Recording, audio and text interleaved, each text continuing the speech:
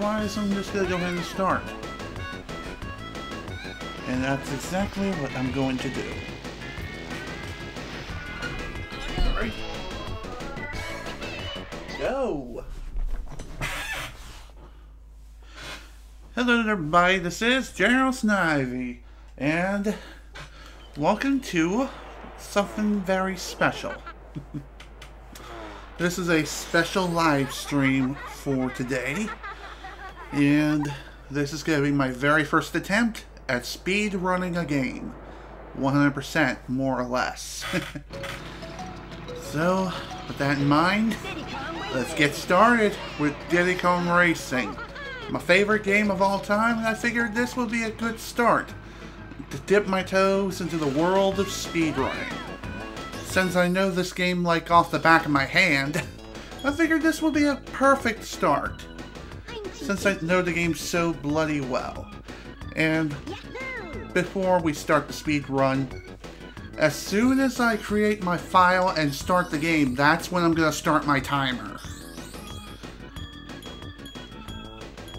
Alright. As for our file name, what we're going to name it, I'm going to name it SP and D. SPD, as in speed. Okay. Okay. Perfect. And here we go in 3, 2, 1, start. Or shoot, I didn't quite start the timer. Dang it. Reset. Ugh. Bugger all. Sorry about that. I guess I have to click on my speedrunning program, which is known as Live Split or something? Yeah, it's called Live Split. That's my program I'm going to use as my timer. Alright. That was an awkward start. Let's try this once again.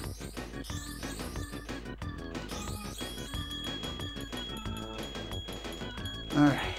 Same file name as before, that's what we're going to name it, and that's the way it's going to be. SPD in 3, 2, 1, go.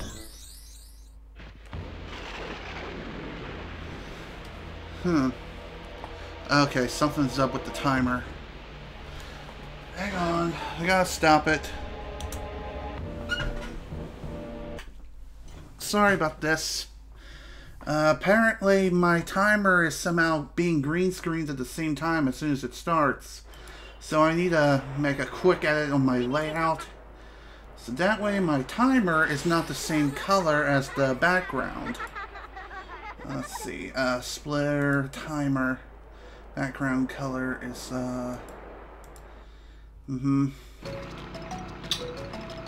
override layout settings, and we're going to change this, color, let's change it to gray.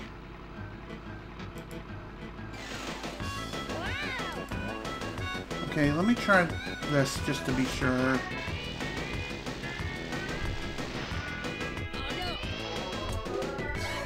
No, don't update best times because that was just a bad start.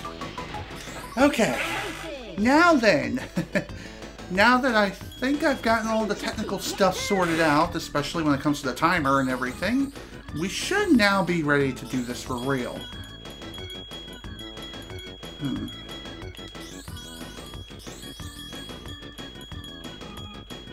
Okay, now, attempt number 3. Let's hope this works.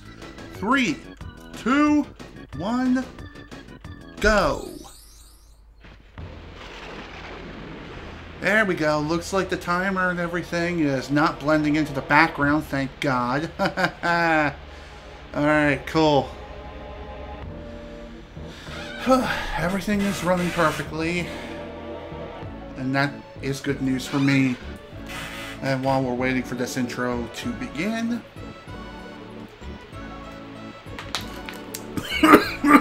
Damn it! Wrong tube. Again.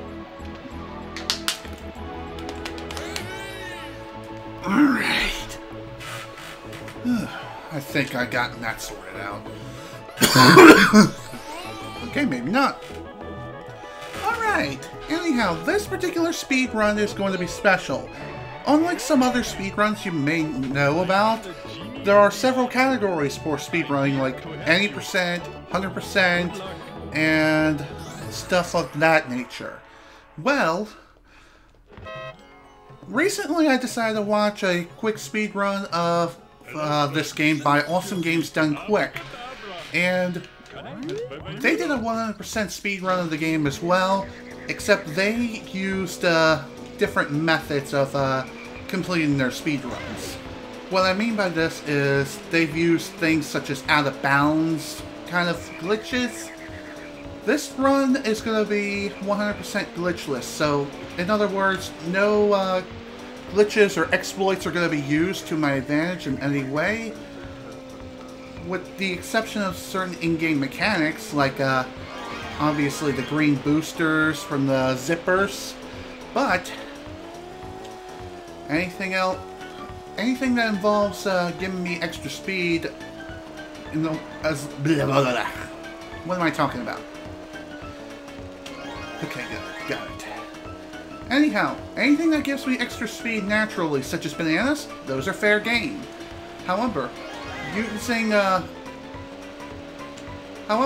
doing things such as tapping the A button to go faster instead of holding the accelerator down, that is not allowed. Barrel rolls are also kind of out of the question. However, if I do one accidentally, then, well, it'll be fine. That's perfectly fair. Like an accidental barrel roll or somersault every now and again, those things happen. But no exploits, no out-of-bounds glitches, or anything like that.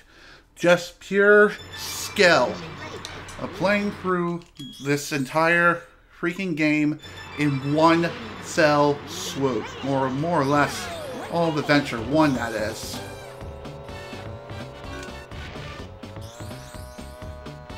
Some parts I may not be commentating, and that is because of high concentration. So I figured I'd throw that out there right now. I've actually taken a couple of mental notes from the Awesome Games Done Quick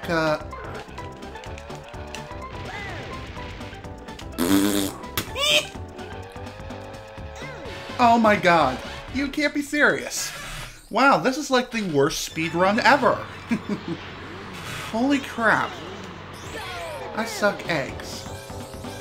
Screw it, I'm just gonna grab this on the first lap if I can. Or maybe not. This is the total opposite of a speedrun. I swear to God. I'm not doing this on purpose. I'm literally trying the absolute best that I can. There we go, finally. After slowing down a little bit and smelling the freaking flowers. Flowers and roses trying to be said in one word. Not exactly something that can be done. Oh my god, are you serious? The freaking dinosaur had to come in and just mess up my day. Seriously, man? What the actual F was that?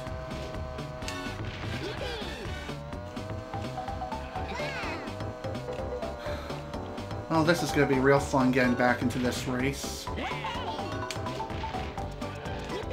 Out of my way, damn dinosaurs. Oh, damn it! Crashed right into the freaking finish line pole. One other note that I've taken note of, besides the whole drifting can actually make you go a little bit faster kind of thing, is that if you happen to hit the start button or more or less pause, like just as you cross the finish line and finish the race, then you can technically skip this cutscene altogether, but I'm not doing that either. No extreme cutscene skipping as far as frame perfect execution is concerned. Not for me. We're doing things the old-fashioned way because we're old farts. And that's exactly how we do things here. Here in Maine. Whew, man, it's hot. Okay, next up, Jungle Falls. Well, technically speaking, I should have just done Jungle Falls first. But, whatever. Nice. One thing I will definitely say, after watching that awesome... Sweet Jesus, if I fell in the water there, that would have been it. After watching the Awesome Games Done Quick speedrun of this game, man, oh man, did they destroy it. Oh, another thing I forgot to mention too when it comes to glitches. Graphical glitches are okay and they're fair game because those things typically happen. Especially with my cartridge, because of it being so old. Oh dear, that hurt. A speedrun worthy for the ages, folks. Said no one ever. Okay.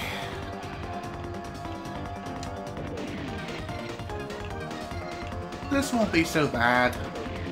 I'm sure I'll be able to make up for lost time in like future levels and future races.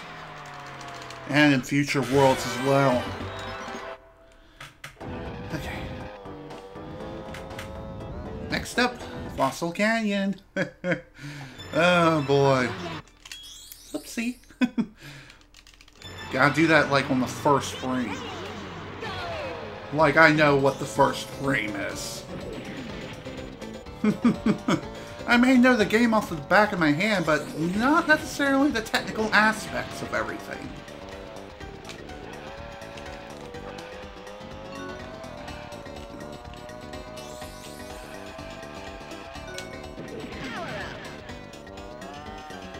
I've also heard that it's advantageous to try to go after all 10 bananas on your first lap. That's something I definitely agree with, but me, not so much. I'm not exactly someone who can go around and collect all 10 bananas in one shot. Not on the first lap, anyhow. Ah, damn it.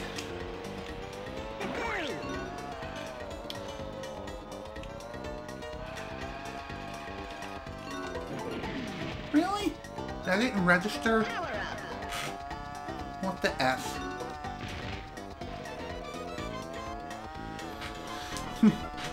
Another thing worth noting too, once again coming from the Awesome Games Done Quick speed run of this game, holy crap, the times they got, at least when they weren't using out of bounds exploits and stuff, amazing, nothing short of amazing. Well, granted, they were just simply pushing the A button repeatedly, because it is technically faster to do that, as opposed to holding down the accelerator, but hey, me, no, I'm old-fashioned. I'm an old fart, what can I say? Let's just move. Can't hit TT, otherwise, oh boy, a lot of time will be lost there. Not exactly something we need right now. So when it comes to the 100% speedrun category, we will be going after all races, all tracks, all trophies as well, including Future Funland.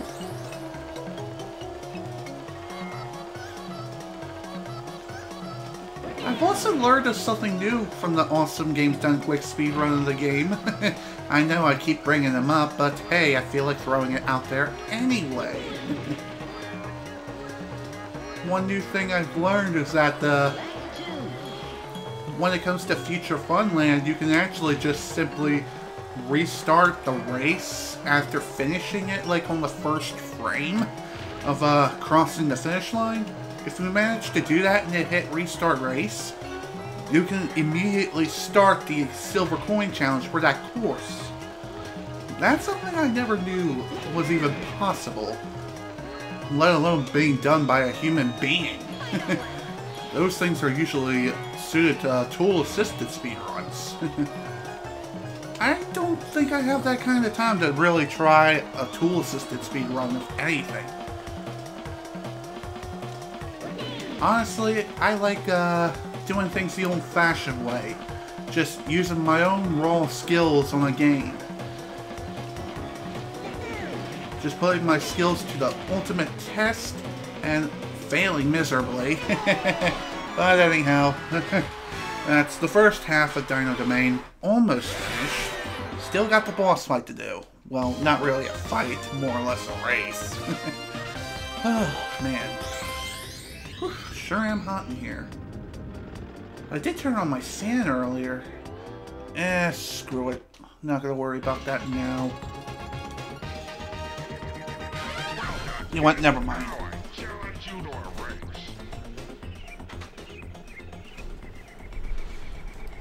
Oh, I need some air, man. I would open my window, but it looks like it's gonna rain any minute.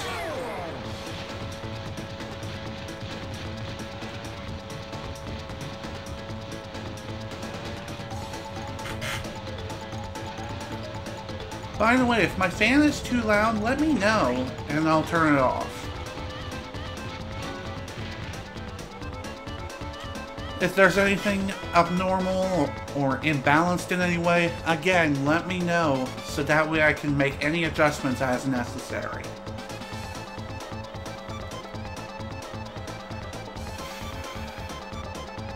I know I've made some adjustments earlier before officially starting the speedrun.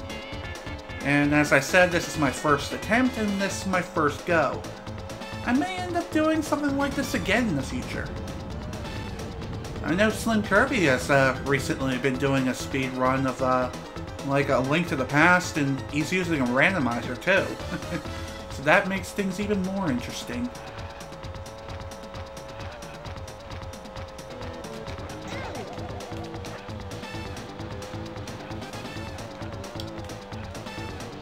And there we go. First half done. The second half to go with, of course, the Silver Coin Challenge. Honestly, I don't have very much to say at this particular point in time. As of this live stream, tomorrow will be when the very last video for my Let's Play of Tomb Raider Definitive Edition is going to come to an end. Tomorrow will be when the last extra video goes live, and then bada bing bada boom, that's done. So that is freaking sweet. I've been done that game for quite a long time now, like since, I don't know, early March? Late February? I don't quite remember. But anyhow, the reason why I bring this up is because this is also going to be the very last week that my straw poll is going to be up. More or less, it's going to be revealed to the public.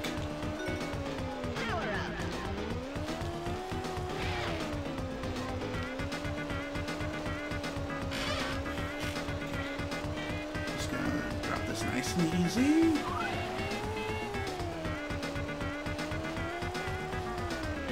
Okay.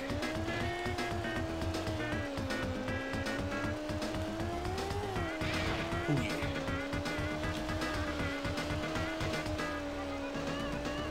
And now we play Guard and Sentry. Because I am Heavy Sentry. Zzz, zzz, ah. And that's that. Sweet. First piece of the TT amulet has been obtained. By the way, we have to collect all 4 pieces throughout our run. Doesn't matter if it's a speed run or not. We still have to collect every single piece if we want to fully complete this game, including Future Funland. Alright, here we go. Let's charge right on through. Ancient Lake, here we go. After that failure of the start. Go me.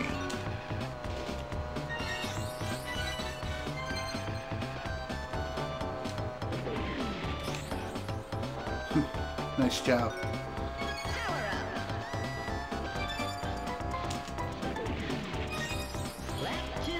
I thought I was going to crash from that freaking plant again. That wouldn't have been good. Not at all. Screw it. I'll just grab that on the final lap.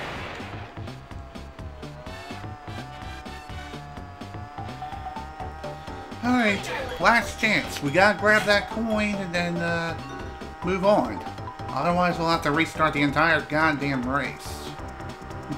Not something I really want to do. But I can do a donut. Because donuts are fun. But not exactly good for speedrunning. There we go. First one down. Onward to the next.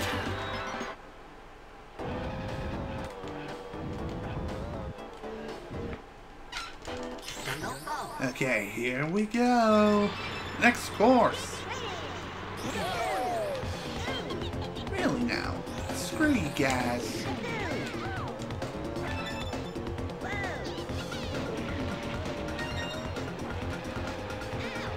Ah, man. That most certainly could have gone better. That's for sure. Oh well. Frickin' TT. I'm the master of time and space, and I can make up for lost time. In every sense of the damn word.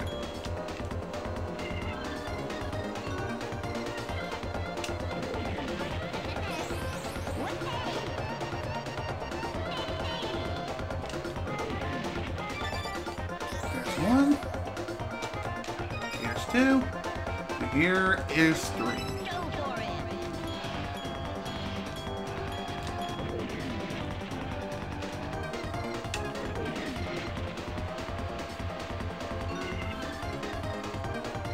See, just checking to make sure.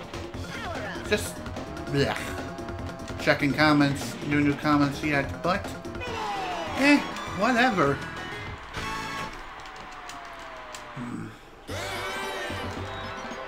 Okay, next course. If I don't get stuck first. Oh boy, boy, oh boy. Not exactly something I want to do here.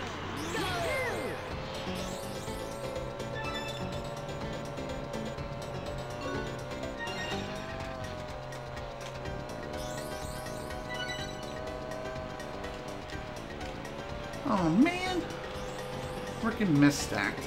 Not good. But, like I said, we can make up for this, no problem. If we don't run into the freaking wall first.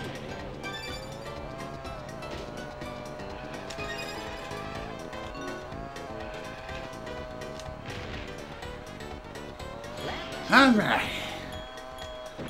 Let's go, everyone. Oh, I guess one other thing I could talk about, other than what's already been mentioned before when it comes to the straw poll, like I said, this is the very last week to place your votes, so if you haven't done so already, please be sure to place your vote in the straw poll. It's located on my Twitter, so check my Twitter feed and you should be able to find the link without much of an issue. Just do a little bit of digging and you'll find it. It's not that far down. I'd like to see AGDQ do that. Actually, they have. They have done something like that, and then some. So they pretty much kicked my butt all the way to the freaking curb and to the moon. Just saying, I'm a filthy casual. The people over there, they're something else. Definitely a really talented group of people, that's for sure. Who really know every aspect of so many games and not just this one. Oh man, it's just absolutely insane. Like, they go into so much detail, like technical aspects, talking about potential exploits that they can exploit and use to their advantage. There's so much stuff, it's unbelievable. I'm pretty much singing praises for awesome games done quick. I mean, can you blame me? I just find speedrunning fascinating, even if it's a tool-assisted speedrun. I still find it fascinating how people can break the game in so many freaking ways. It's unbelievable. I mean, seriously, some of the best world records that we've seen are from people breaking the game and abusing the game's mechanics in every way, shape, and form. Even tool-assisted speedruns that are considered world records, I'm just saying, it's always possible. Although, now that I think about it, are tool-assisted speedruns allowed for, like, world records and stuff? Or is that only available for people with... Oh, shit. I went down the wrong freaking tunnel. I'll turn around. Okay. We can make up for lost time. I know we can. Oh, man, oh, man. So, yeah, I've been fascinated with speedrunning for quite a while, and I figured I'd give it a try myself. And, if you want to know how I got my hands on the program LiveSplit, I simply downloaded it from their website, the people who make LiveSplit, and also I've watched a tutorial video by I think Snowman Gaming or something? Anyhow, his video gave me some insights on speedrunning a game, including like basic tips, tricks, and also how to keep a calm mind. Like, don't be afraid if you mess up. Even if you mess up on one little thing, and you're going to be playing through a game a lot, over and over again, just to practice it. And you'll need as much practice for like the later parts of the game as you do for the early parts.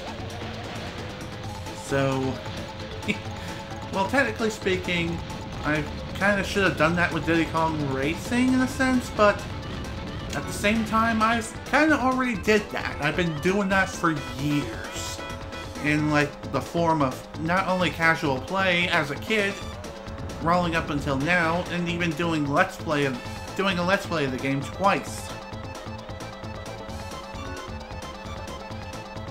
Yeah. Why did I say that? I don't know.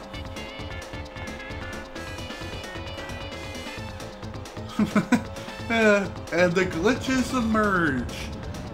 They decide to show themselves, you jerks. Well, like I said, graphical glitches are fair game, they're fair, and these things just simply happen. Again, due to me playing on a real cartridge, and not on like an emulator. Although emulation glitches can occur if you're playing the game on an emulator, of course. But not me. I'm not playing on the emulator. I try not to use emulators to play games. I try to use the real consoles, the real hardware, and the real physical copies of games. Unless I'm playing a game digitally on like a future system such as the Wii U, the PlayStation 4, Xbox One, Xbox 360, etc. As long as I own a game, then I'm gonna play it, no matter what. Now, before we move on, there's still one last thing we have to do here in Dino Domain, and that is the trophy race. Alright, time to begin.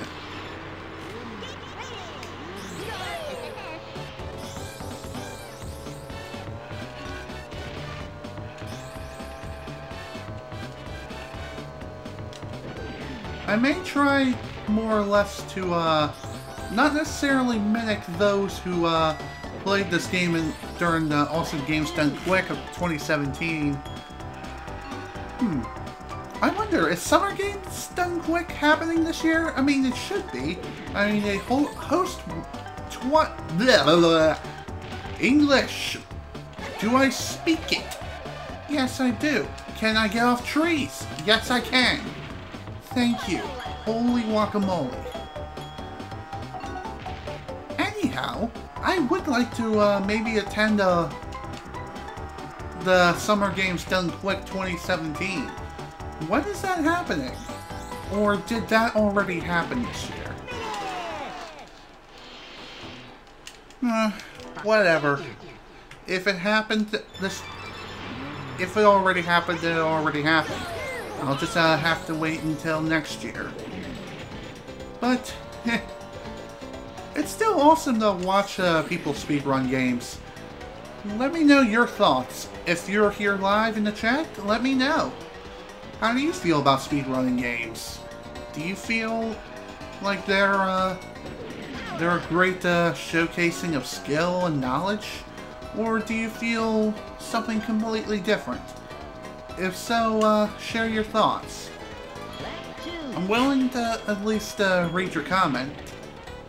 Or, why did I say that? I'm willing to read your comment and hear what you have to say. That's what I meant to say. So please, don't be shy. Don't be shy, share your thoughts. Get involved. Share your thoughts with the world.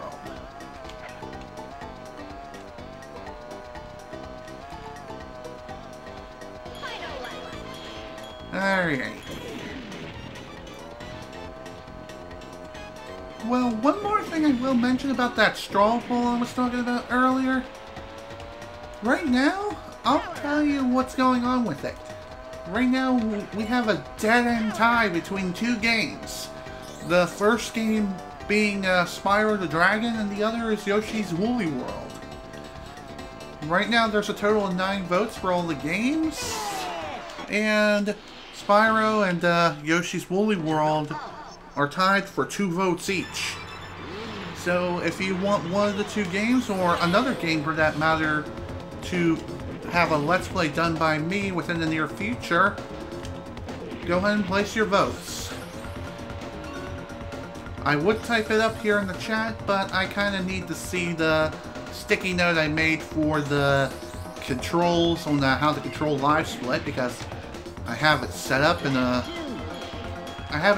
certain way, and I want to make sure I'm able to use it correctly at the right time, and be able to mark my splits the way they should be marked. And I also want to be sure that nothing else is like blocking the window. Well, then again, the window, despite it being window capture, is on top. It's on top, and it should be perfectly visible to everyone. I'm surprised I didn't get shot there. Sweet. Moving on.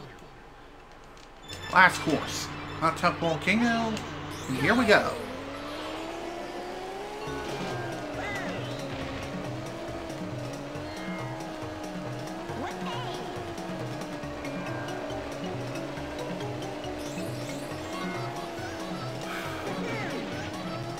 So depending on how well the speedrun goes, I may attempt something like this again in the future. Hell, I may even try another playthrough of the game again. See if I can get an even better time.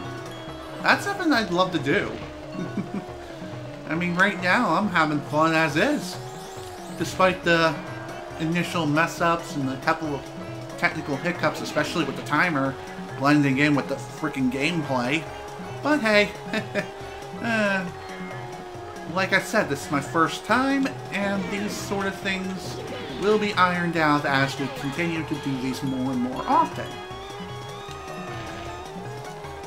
When it comes to speedrunning other games in the future, I'm not entirely sure if they're going to be fully commentated or not.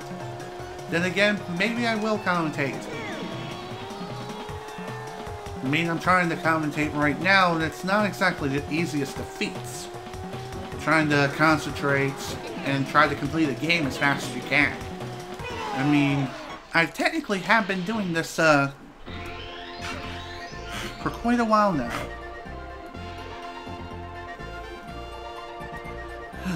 That's the first of 4 trophies. Holy crap. Okay. That's the first world is now fully complete. Let's move on to the next. But of course, before we can even go anywhere, Taj wants to challenge us to a race. So, let's take him up on his offer.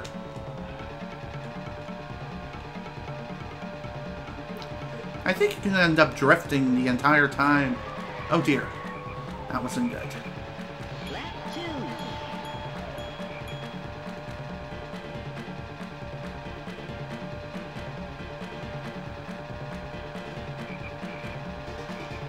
I wonder if we're going to end up lapping Taj.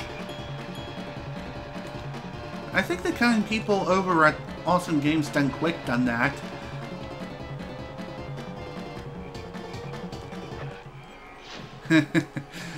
Another thing, too, is that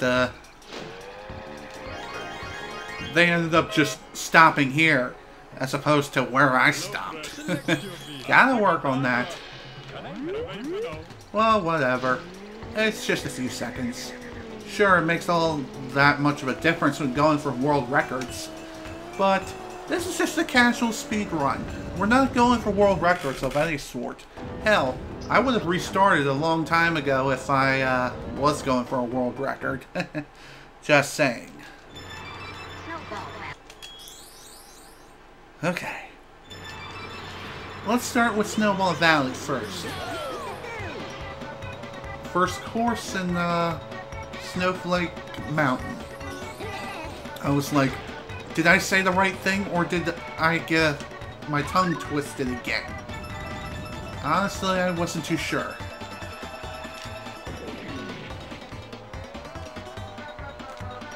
Okay.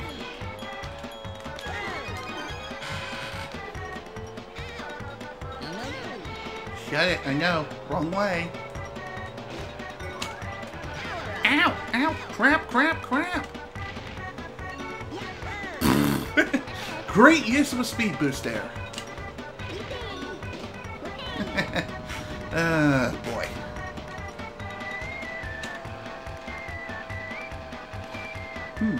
Looks like someone's glitching like no other. And was it me or did the sky just flash? Come on, I can't be the only one who saw that, right? Well, shoot. Looks like I'm gonna have to end up redoing this race. Yep. Oh, damn it. It probably would have been a lot faster to have just simply grabbed the key first and then redo the entire race. One thing I will mention too, again, coming from the Awesome Games Done Quick speedrunning the game, they grabbed like the first 8 bananas or so smoothly, it's like butter. Did I just go through that pole? What the hell? That was not intentional, I swear to God. Well, whatever. We're gonna continue anyway. It may have been a glitch, but yeah, lack of collision detection there. Perhaps there's only collision in the middle of the pole. I'm not entirely sure how that works, but anyhow, it's just a little graphical anomaly and that's that. Nothing really advantageous there whatsoever.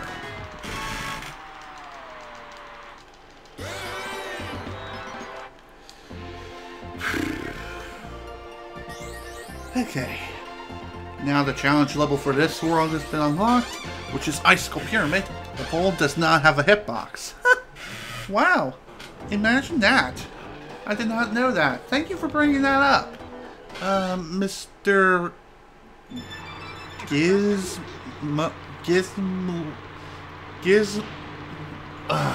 I'm sorry. I just do not know how to say your name.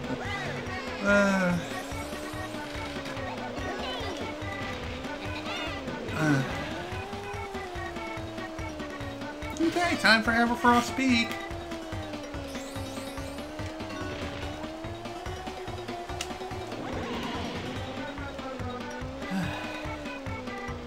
So, what's next? Giz. Okay. Thank you, Giz. That makes things so much easier.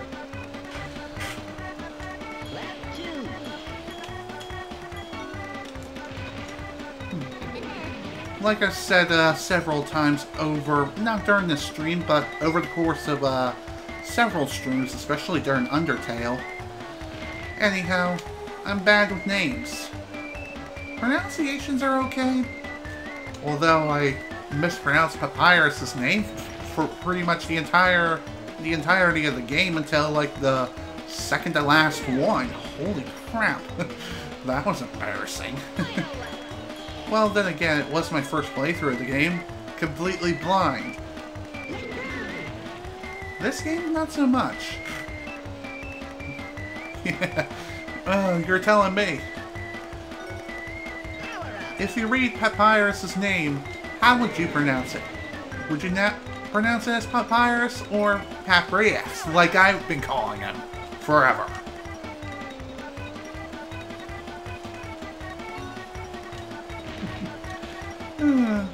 Okay, that's that one. Oh, my freaking back.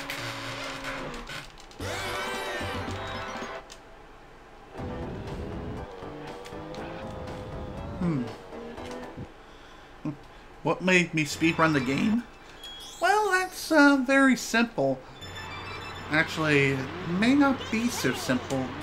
What made me want to speedrun this game? I explained this earlier, but I've had quite a fascination for speedrunning for quite a while, and recently I've watched a speedrun of this game done by Awesome Games Done Quick, and they did a 100% speedrun of the game. However, they used some exploits, including some out-of-bounds glitches, and using the exploit of rapidly tapping the accelerator button as opposed to just simply holding it down. This particular speedrun is just a casual speedrun, meaning it's going to be completely glitchless, well, other than graphical glitches that occur throughout the game. So, no exploits and no glitches that involve giving me an advantage, such as going out of bounds and stuff. I'm not doing that. I'm an old fart, and I'm doing things my way, and I'm gonna just showcase pure skill and play the game the way it's intended to be played. Sure, I'm using, like, technically the most overpowered character ever, but still, he's in the game for a reason.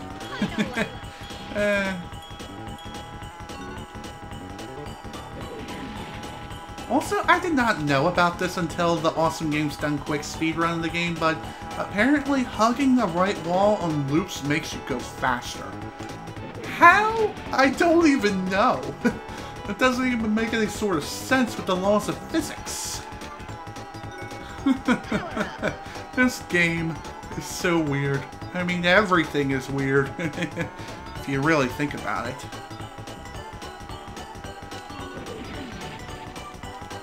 Sweet bleh. What? Would not consider A-tapping a glitch, though. Huh.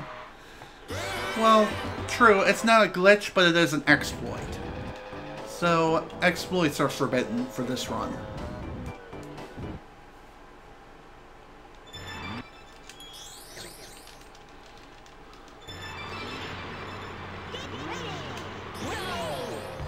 Alright, here we go. My favorite course in the entire freaking game. Frosty freaking Village.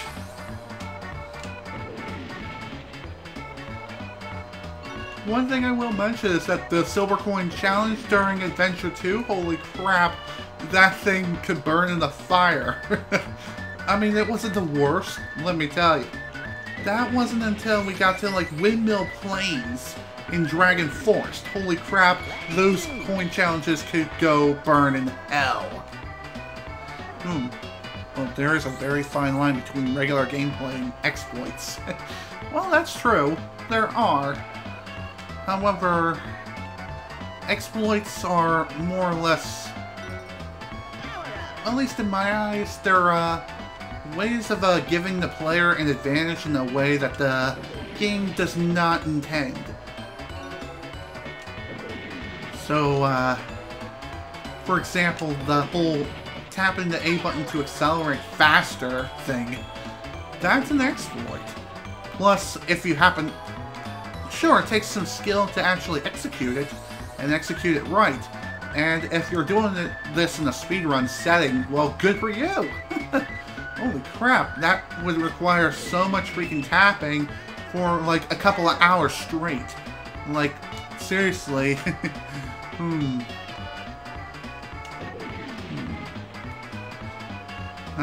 That's definitely something else. Great shooting skills.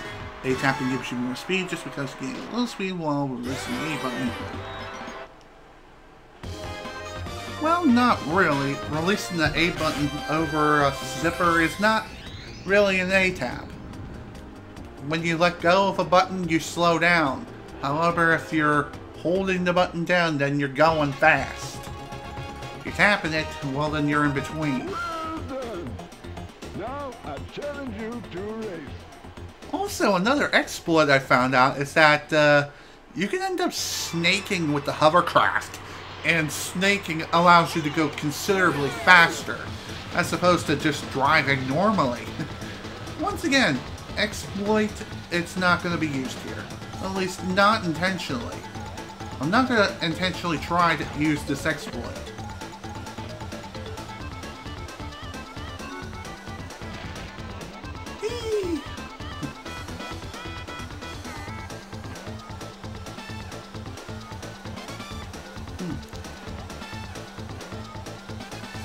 The speed bumps up.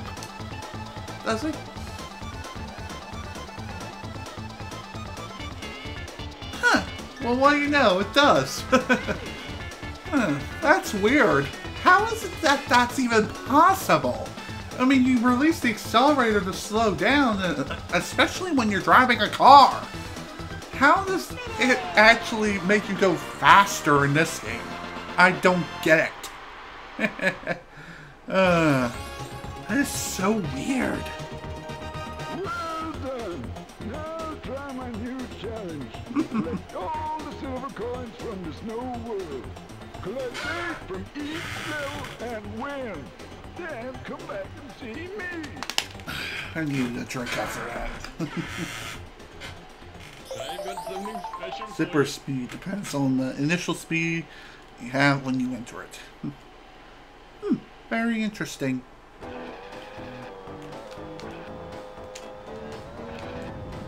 Alright, time for Icicle Pyramid. This particular place can be considered random. I think it was even mentioned by Awesome Games Done Quick as well, or at least the commentator. Essentially the strategy is this: you want to camp. You want to camp like a freaking Bilbo and just snipe people from a distance, or use homing rockets,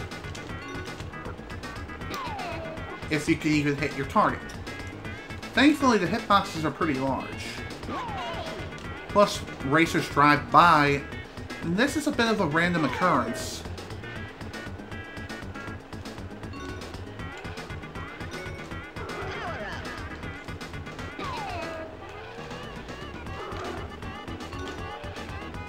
Did I hit him? Or did he block the shot?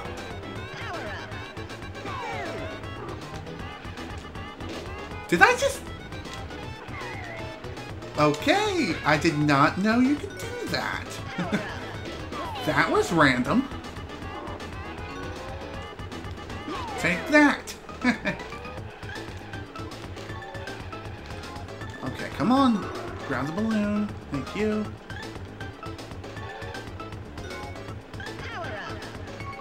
Just gotta wait for my targets. Screw it. Well, what do you know? Created a strat for this, which is almost 100% consistent, which is now used in speedruns. Huh. Well, that makes sense. If you hold down left, right while holding R and B, you spin around like that. Well, I know about the quick turn technique, but never did I know that you could actually spin 180 degrees while driving backwards. And really, that's... I don't know if that's considered very useful, but then again, I'm not 100% sure on that.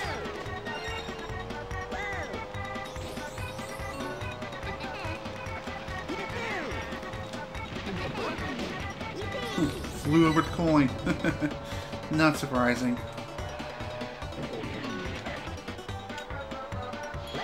Okay. Here we go. Next lap. Hopefully this one will go more smoothly than the first. And so far, it's okay, but not great. I mean, I did grab most of the coins. Alright, one coin left. Where is it? I can't quite remember. Shoot. We got a problem here, folks.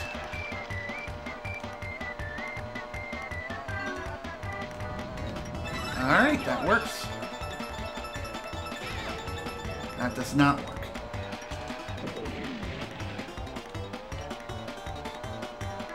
There we go. It's useful, actually. It is used in a strat I've made in Icicle Pyramid. Wow. Again, never even knew you could do that until now. Definitely will make good use of that in the future if I can remember how to do it.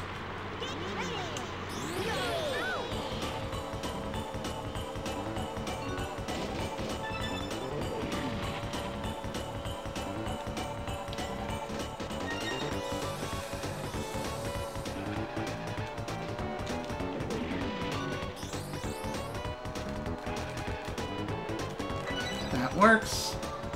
Though not the most efficient way of grabbing the coin, it still works.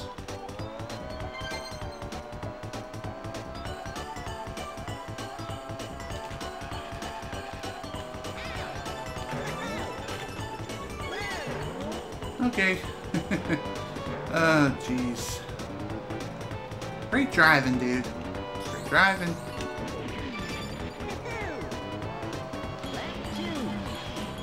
Gotta love that magnet power-up, though. Comes in quite a pinch.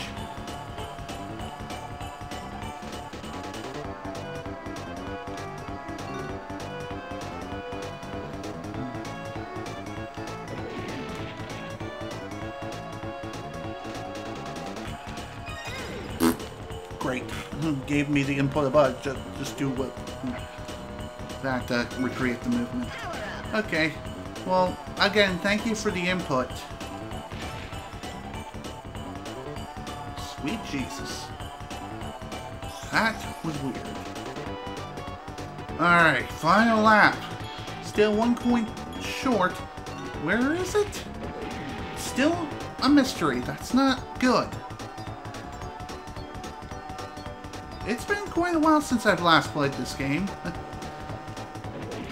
I mean, really, it's been quite some time.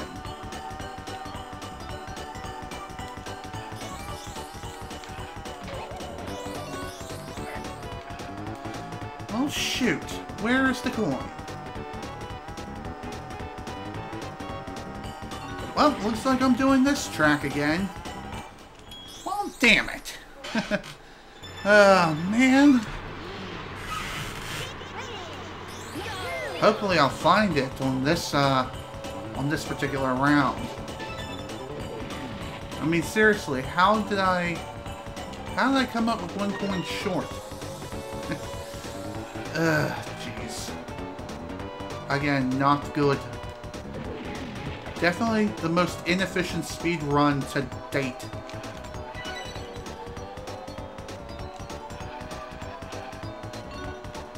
But hey, this is why we practice, and this is why we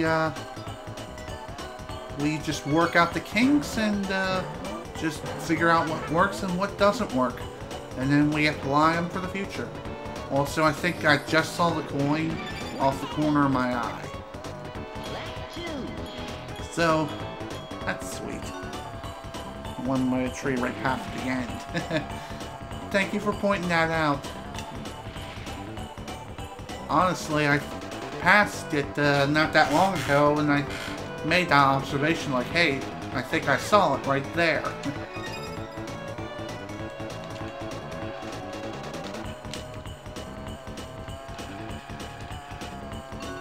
Well, whatever. Definitely made a mental note of it now. Now I know where it is, I can easily just go and grab it. Just like that. Although I wish I grabbed that a little bit more efficiently, but hey. Whatever, these things happen.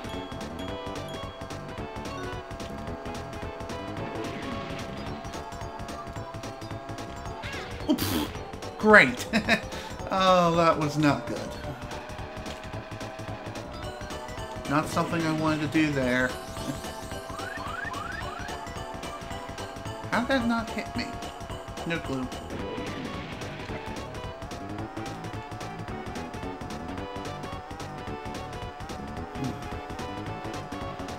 Just a couple more turns and then we'll be home free. If I don't hit the ice first. Well, whatever. Made it through most of it. Yes, I am. I'm very interested. I mean, I've learned pretty much the entire game inside and out, yet I'm still learning new things each and every time I play the game. Alright, here we go. Next! Here's a little fun fact that I didn't know about until, once again, the Awesome Games Done Quick speedrun the game. The game, this particular course has quite a bit of lag, and this is due to frame rate drops of particle effects. More or less the snowflakes. I've also heard the music can cause lag too, but only by a frame or two, which is like not even noticeable, but can be useful in a speedrun setting, but what kind of ridiculous crap is that? Seriously? That's the dumbest thing I've ever heard, but still. I'm not dissing anyone at the Awesome Games Done Quick's community whatsoever. They know their stuff, and they know more things than I do. That's for sure. Tell me lots of stuff about the game, huh? Okay. Feel free to share your knowledge. I'm interested in learning something new. Okay, 2 coins missing. Oh boy. Missing 2 coins, where could they be? Oh shoot. Looks like I'm gonna end up... Well, there's one. Now, where's the other? Shoot. Might have passed it a long time ago. Oh, there it is. That works. Too bad, music can actually make a significant difference in some tracks. I did not know that. Tell me more. Is Frosty Village one of them?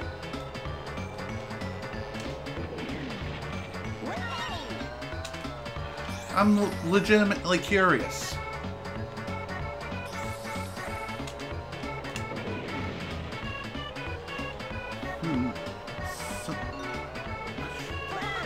Dang it. It's like I want to read the chat, but at the same time, I'm trying to concentrate on the dang game. Not exactly an easy feat. Oh my god. I cannot drive.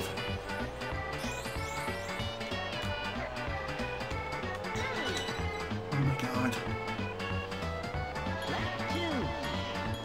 That's not good. Only collected 3 coins so far. Missed that one again.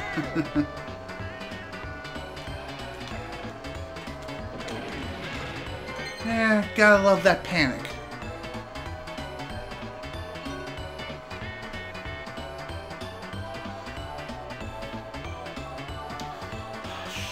I gotta get back in this race one way or another. And I gotta find the rest of the damn coins. Okay, there's one. 3 others. One of them is located within the village. Where's the other? Right there. Holy guacamole. Mainly because the second speedrun can be lagless if you turn off sound. Okay. Huh. Oh shoot. Oh my god. Wow, this is definitely my worst run ever. Worst run of Frosty Frickin' Village. And usually I'm able to complete games fairly quickly. Maybe not on the level of a speedrunner, but still. Come on, man. Ugh. Talk about redonkulous.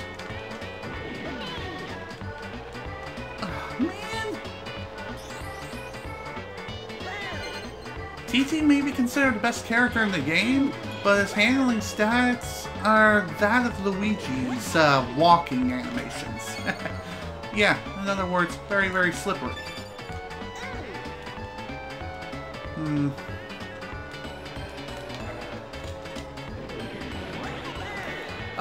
Okay, what? Seriously? How did I get stuck on the wall like that and then forced to face it? Like I'm facing my own fears, like I'm facing my inner demons. What the hell's up with that?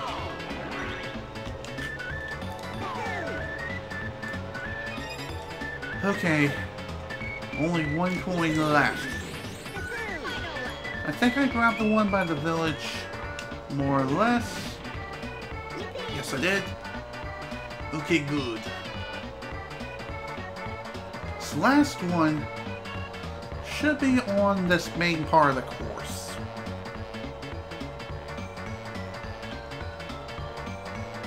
Yep, there it is. Perfect. There we go, finally. Definitely my worst run of Frosty Village yet, next to the frickin' time trials. I mean, seriously, what the actual F? Whew, barely won that. I think I saw Pipsy right on my tail, or more or less her dot. I mean, holy hell. Oh. I was like, why am I not proceeding onward to the boss? Oh, that's right, we still got Everfrost Peak to do. Oh boy. This freaking course. In Adventure 2, the silver coins are placed in really cheap locations. In Adventure 1, not so much. They're very kind and nicely placed. And they're in places where you would expect them to be. And not located in a corner on the other side of a gosh dang tunnel.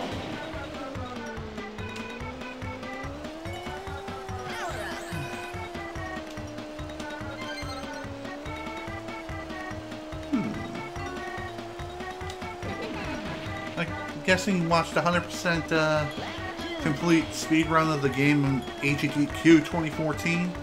I don't know if I watched that one, but I'm pretty sure they did one for AGDQ 2017. Didn't they? Because I remember watching something like that recently.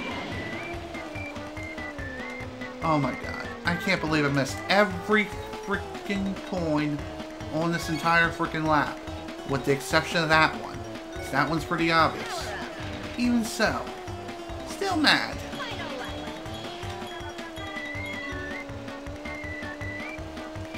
Hello, coin number 1.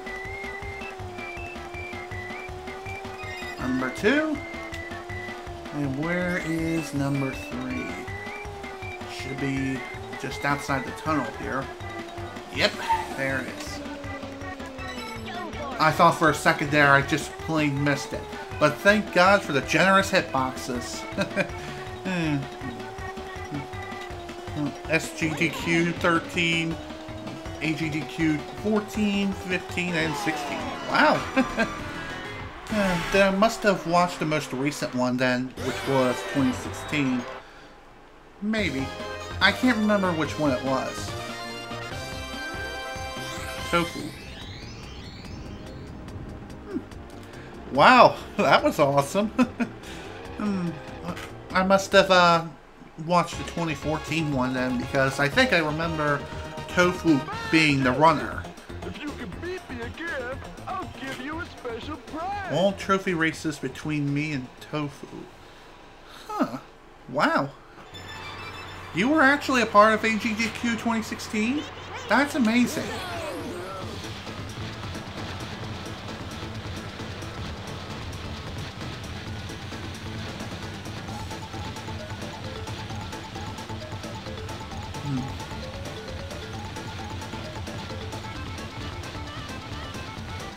Gotta love that Wars, though. I'm playing a game at SGDQ 2017. Wow, that is amazing. In a month. Well, whatever game you're playing, good luck. And thank you for checking out the stream, Giz. Seriously, though, that has to be a really high honor to have.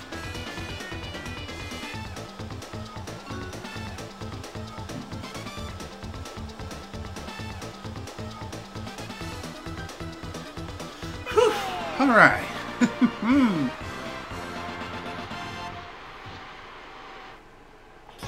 Always fun to see some interest in speedrunning the game. I agree. I always found speedrunning fascinating. How people have such high skills to be able to complete a game as fast as possible. I love getting more members. That's good to hear.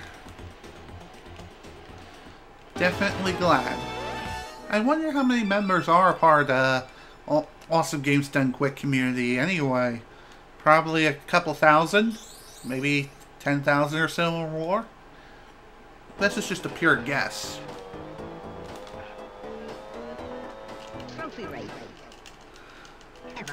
Alright, here we go. Trophy race for this particular world. I felt like I had to burp, but turned out to be... turned out I puked in my mouth a little. Disgusting. Diddy Kong Racing more specifically.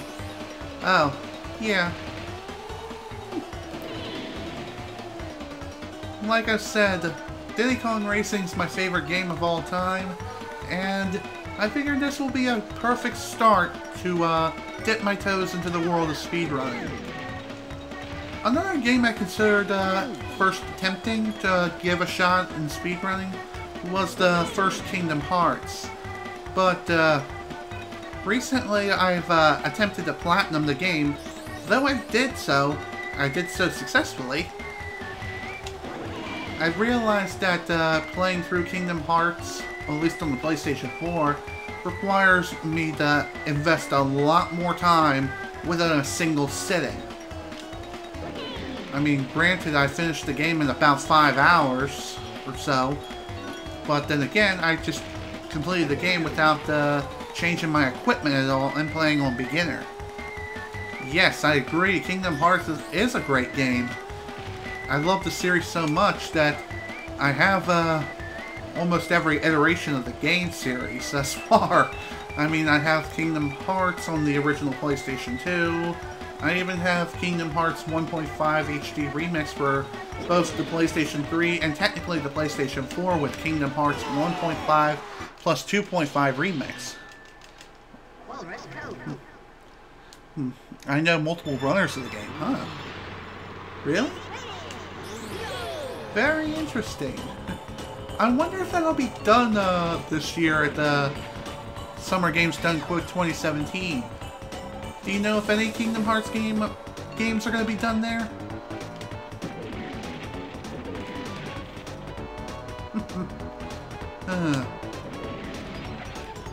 Oh dear. Up the mountain. Great. Oh, that was a close one.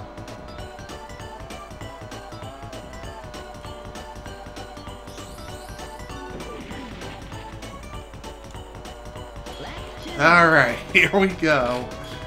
Second lap. Let's make this as efficient as possible.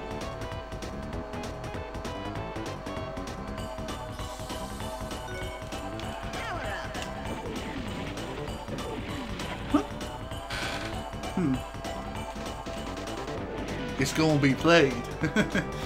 That's good. Kingdom Hearts 2 Final Mix. Oh boy, I bet that'll be real fun to speedrun through. Which version of the game are you playing? Are you playing on the PlayStation 3 or PlayStation 4? Because I am aware that the PlayStation 4 version has like the whole save crashing issue. I wonder if that's been resolved by now. I've recently played through both, not only the original Kingdom Hearts on the PS4, but also Chain of Memories, more or less Rechain of Memories, on the PS4 version of the game as well. Only thing left to do is to grab a few more trophies and also... well, I'm not playing it. Okay. Well, whoever's playing it, I look forward to seeing them, whether it be live or on demand, more or less. Met him in real life, though. Bloody Blitzkits. Ah, Blitzkits is gonna be playing Kingdom Hearts 2 Final Mix, huh? Do you know which version he's gonna play? I think I've asked that just a few seconds ago, but even so, I'm still curious.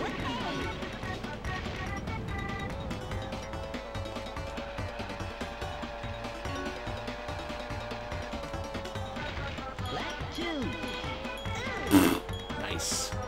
Nice.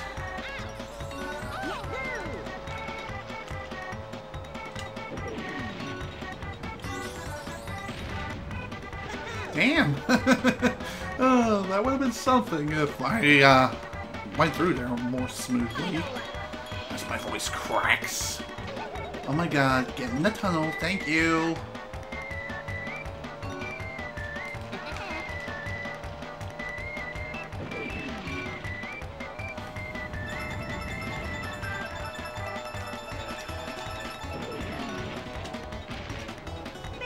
Alright, there we go. Next up, Frosty Village. PS2, I think. Huh. I think I can see why that person is choosing to play it on the PlayStation 2. Probably because of the glitches that riddle the PS3 and PS4 versions. More or less the whole save crashing thing. It's still a pain, huh? I could have sworn I've heard a comment from like a certain video. I'm not exactly sure what it is, but I've read somewhere that the whole save crashing issue may have something to do with Sony's firmware on the PlayStation 4. Though I can't exactly say for sure.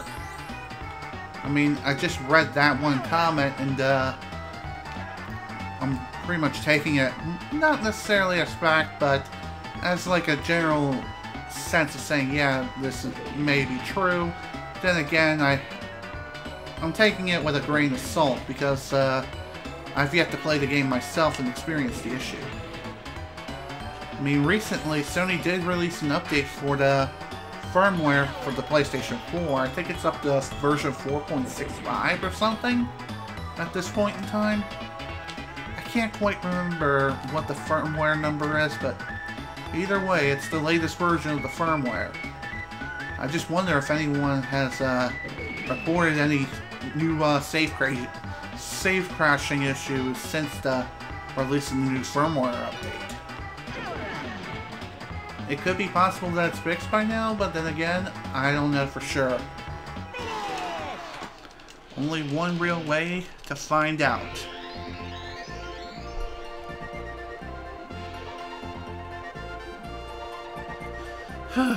Man, 2 worlds down, 2 more main quote-unquote worlds to go.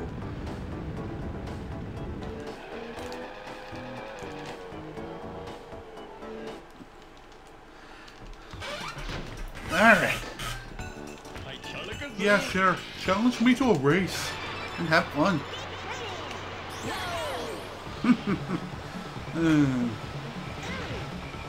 One thing I found very surprising about the speedrun I saw of this game, they did not lap Taj in this race.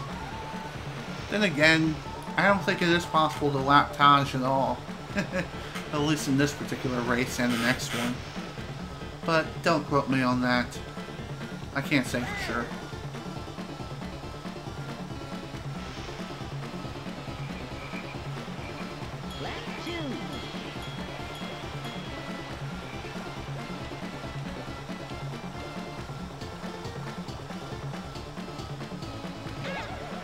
Dang it.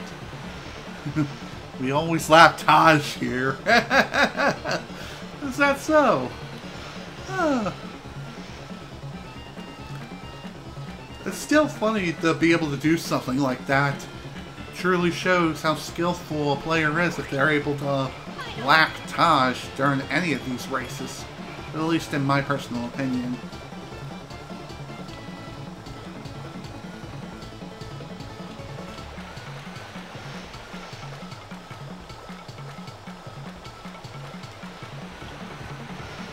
Okay.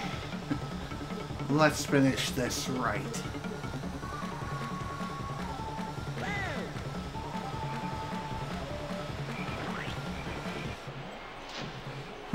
Lapping Bubbler is more fun though.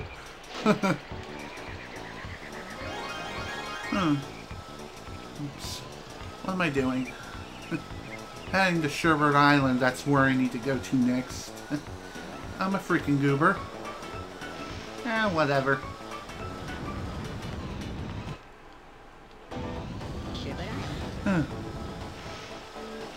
Wait, I think Bubbler is the octopus. Or, yeah. He's the name of the octopus, isn't he?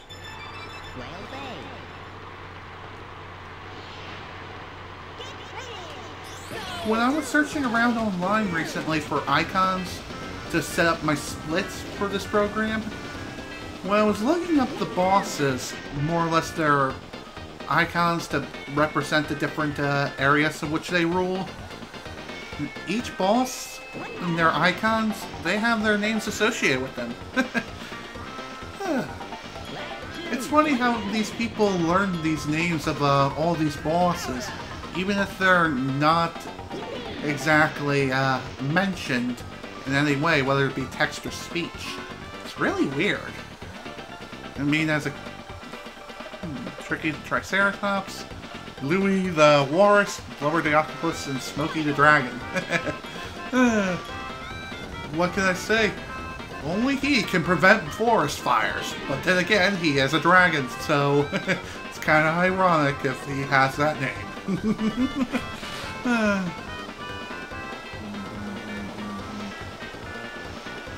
Gotta love that irony, am I right? So, as I was saying, being a kid, not knowing the names of these particular people, it's always quite a trip. I seriously wonder how people even found out the official names of all these people. Did they look into the game files, or were they mentioned by Rare employees? Or even former Rare employees? That I wonder. I mean, nowadays people can go inside a game's code and figure things out very easily. Hence the reason why the whole modding scene, especially on PC, is becoming a thing. And it has been a thing for quite a long time. Dang it.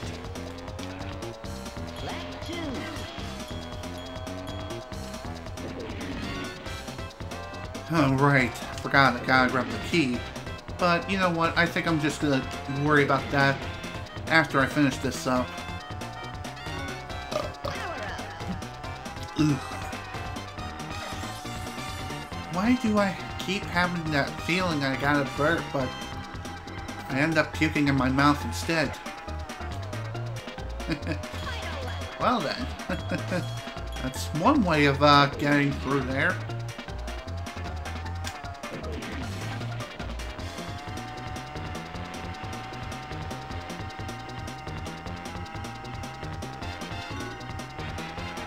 Oh, what do we have here?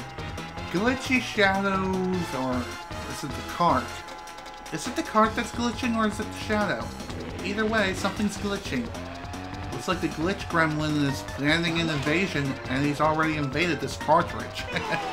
I mean, he's been doing so for years. So many freaking years.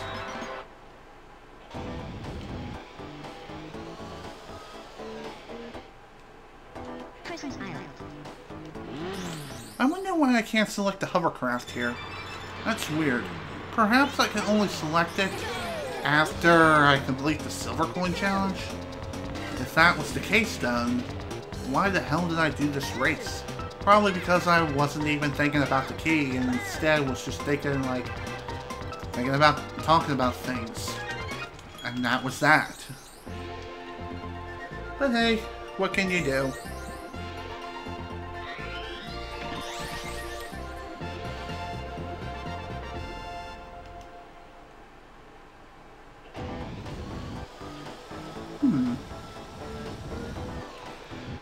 One thing I'm truly thinking is like, should I reset during the credits or should I not? That is something I'm kind of debating. Then again, maybe I won't do it because the people at Awesome Games Done Quick didn't do it during their run. Maybe that's just a different strategy for another time, or more or less a different kind of speedrun. Also, did you know that this game can be beaten within like about 45 minutes by glitching through Hot Top Volcano, more or less going out of bounds and going through like some sort of invisible entry point during a trophy race within Dino Domain? It's really weird, and it only works on, I think version 1.0 of the cartridge. If you attempt to do it on version 1.1, then it'll crash the game. I could have swore I've learned about that, not from Awesome Games Done Quick, but rather from another YouTube video by A+ Start, and it's part of the Son of a Glitch series.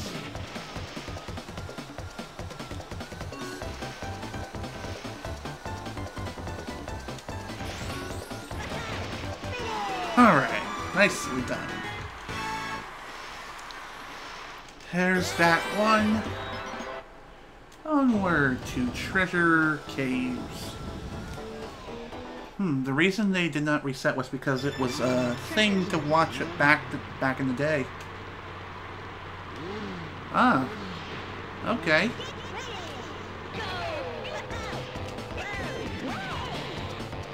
Still very interesting.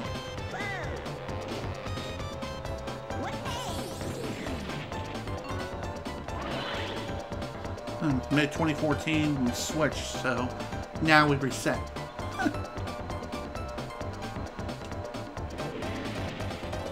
Okay, I did not know that. I had no idea that you guys reset on the credits. I mean, that makes sense, seeing as you're speedrunning an entire game and you're trying to get to a particular place very quickly, and to get through it as fast as possible, too.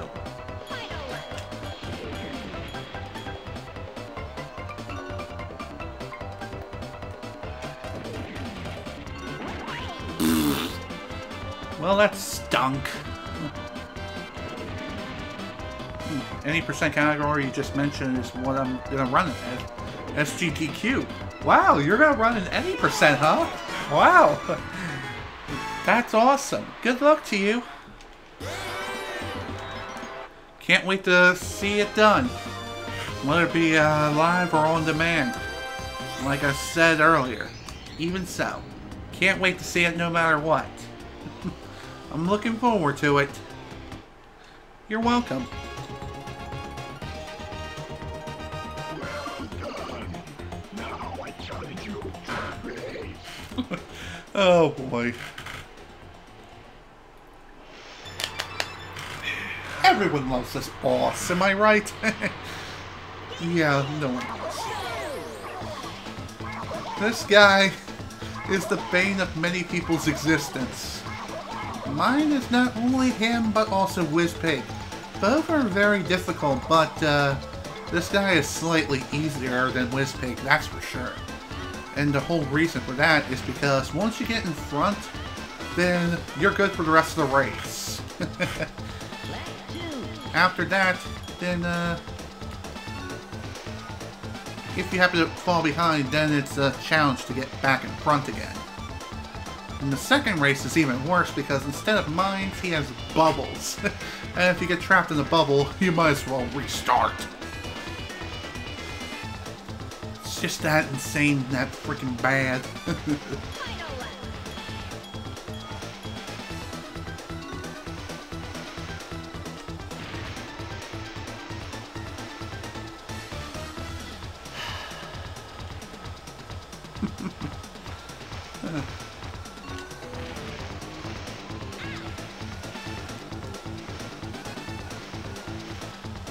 And there we go. Excellent. First half down, second half to go. Hell yeah. Now we're making some good progress. Personally, I feel like we're definitely making up for all the past mistakes we've made up to this point. Though granted, it's still not the greatest run ever. Even so, I still feel like we're definitely making a good recovery. It's like how they say, it's not how you start, it's how you finish. Alright, here we go.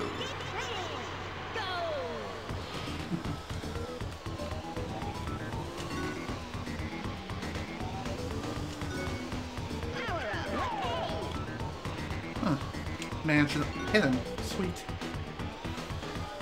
Another strategy I picked up from the speedrun I watched. Once again, just camp. Camp at the balloon and just wait for your targets.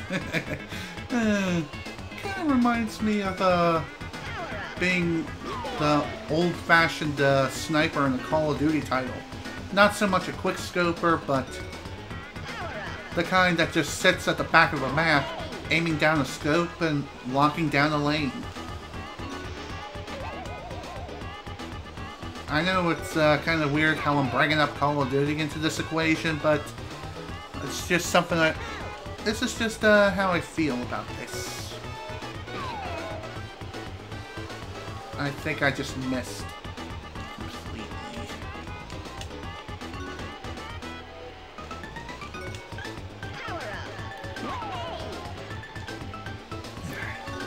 Another one down.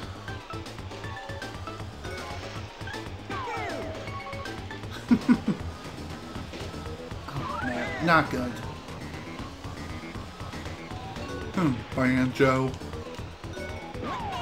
Go back to your own game. There's a faster strat than this, but it is very, very difficult. How so? What's the faster strategy? Now I'm just really, really curious about the strategy of which you speak of. It's quite mystical.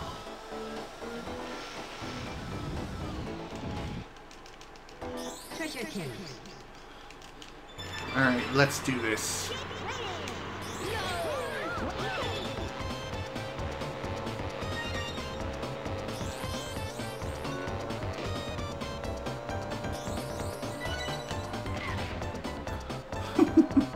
Oh, that would have been bad.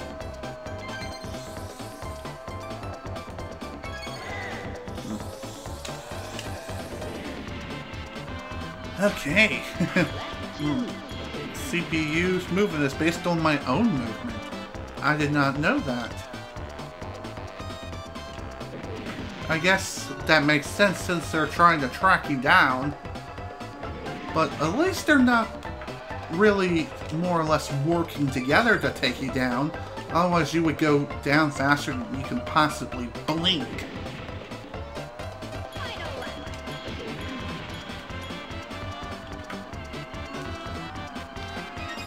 Alright.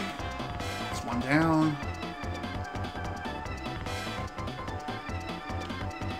And there's the other. Excellent.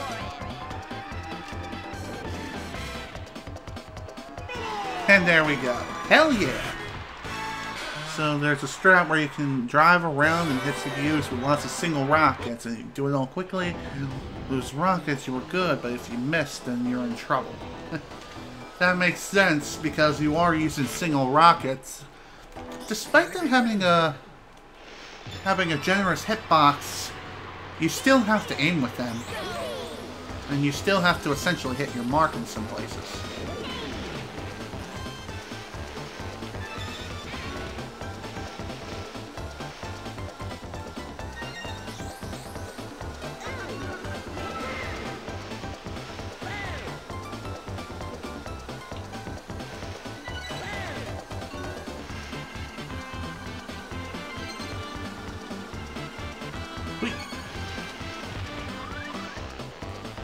Alright. Picked up most of the coins, and still missing that one, of course. Great. Very, very hard to trust you. Oh, I trust you! I trust you completely.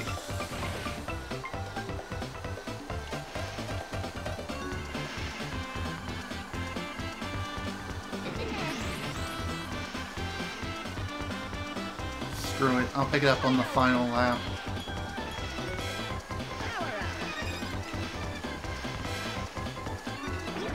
Dang it! Don't you just hate that? You hold on to like a speed power-up, and then as soon as you go to use it, you end up picking up another one, and then it just ruins your entire day. That's me, right here. That works. Oh, sweet. That one is done. Onward to the next. Let's do Crescent Island next. Now, this particular course on Adventure 2 was not fun at all. Coins were very cheaply placed. One thing I wonder, will Awesome Games Done Quick consider doing Adventure 2 in the future? Like an Adventure 2 speedrun? I wonder if that's even possible. I believe it is, but someone has to know everything about the game inside and out, including the silver coin locations. Oh right, there's one on top of the pirate ship. And there's that one right there. And one right there, of course. Oh boy.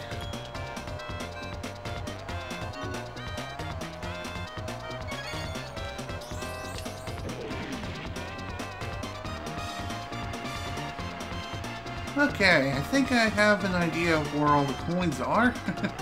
I mean, I should know them. Great. Nice job. Okay. That wasn't so bad. Now I only got one shot left for the one on top of the pirate ship. And no, it's not going to contain the One Piece, so I guess we'll see if they accept it. Okay. Well, we'll see what happens. It would still be quite an interesting and fun run to see. Especially if everyone knows exactly where the silver coin locations are in Adventure 2. Which I'm sure many people do, but even so. Some coins can throw people through several loops, especially when trying to find them. I mean, holy guacamole, can they be in such cheap places? Let me tell you, it's not fun.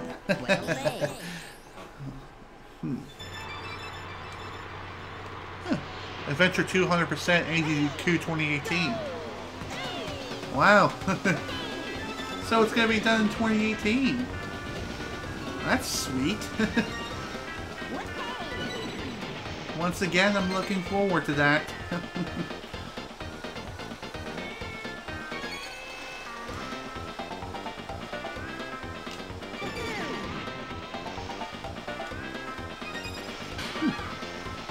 Alright, got most of the coins on the first lap, and there's that one. There we go. Maybe not the most efficient way to grab the coin, but it's still a method that works. If it works at how it works at AGDQ submissions? No, I don't. I honestly don't. I've only really watched Awesome Games Done Quick through the on-demand videos of individual games that they speedrun through. It's quite a relaxing way to just simply relax and get ready to go to bed for the night. Just watching a playthrough of one of your favorite games and watch people completely shred through the game and complete them as fast as possible.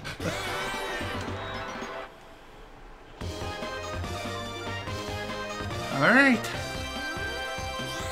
Here we go. Blubber? Is that his name? Blubber? Well, whatever. Anyhow, time for you, round number 2. Number 2.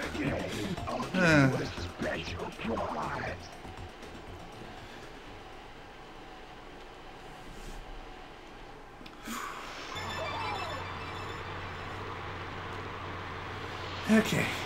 This is definitely going to be a lot harder than the first.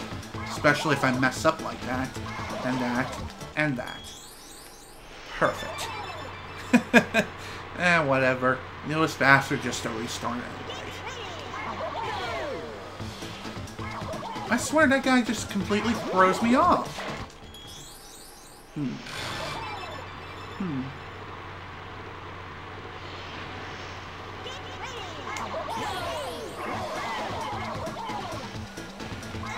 Oh, come on, you stupid freaking octopus!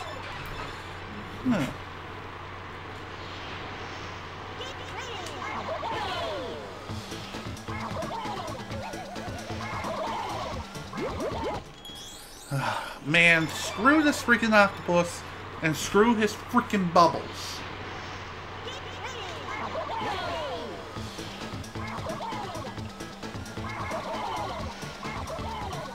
Screw you, man.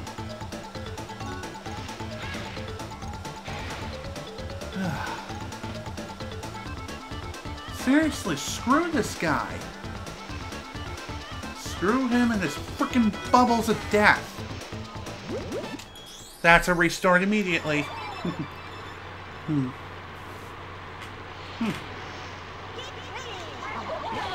Okay. Definitely very interesting to see how the whole submission thing works. So it's not exactly the runners that that determine whether or not a game or category is accepted. It's just it's up to the organizers. Is that right? Seriously, miss? Log. Oh, how I hate that frickin' log.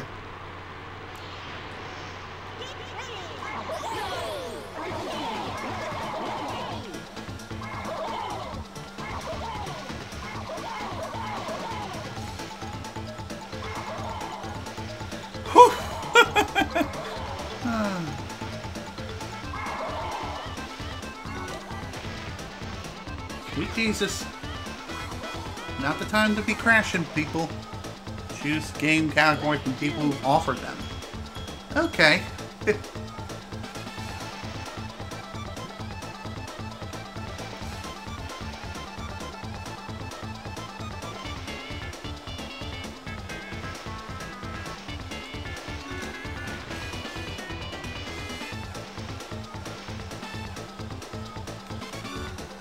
Okay, final lap.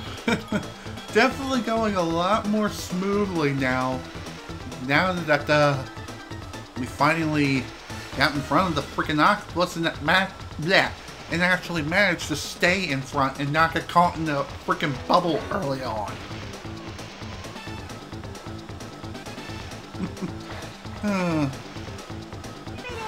Alright. Finally. Man, that took way too long. But, hey, what can you do? Well done, these things can sometimes be controlled and sometimes they can't. Sometimes Lady Luck just has to intervene and offer her hand. Whether she chooses to offer it is entirely up to her.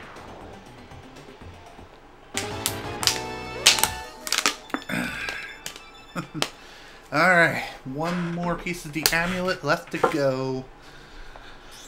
But of course we still have one more thing left to do here, and that is the good old trophy race. Alright, let's get started. Well, babe. Ow.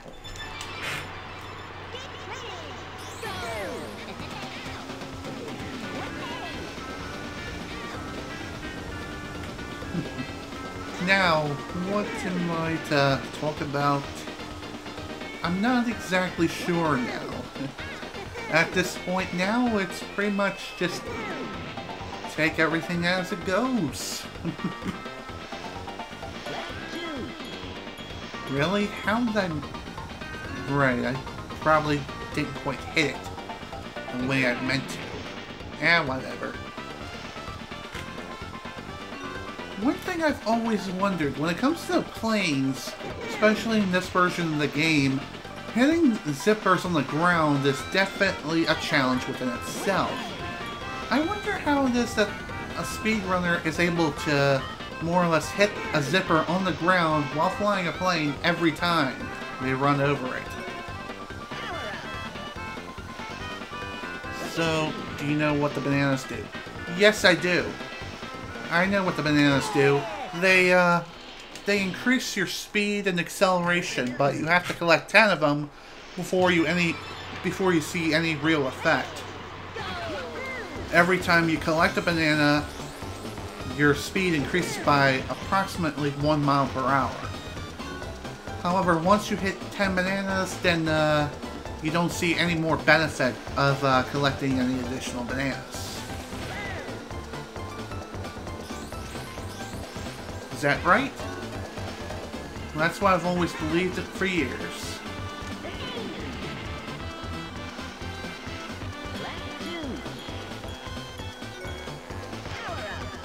Dang it.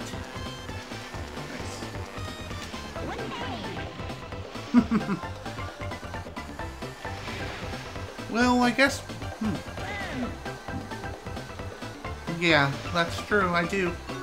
I definitely know what these bananas do.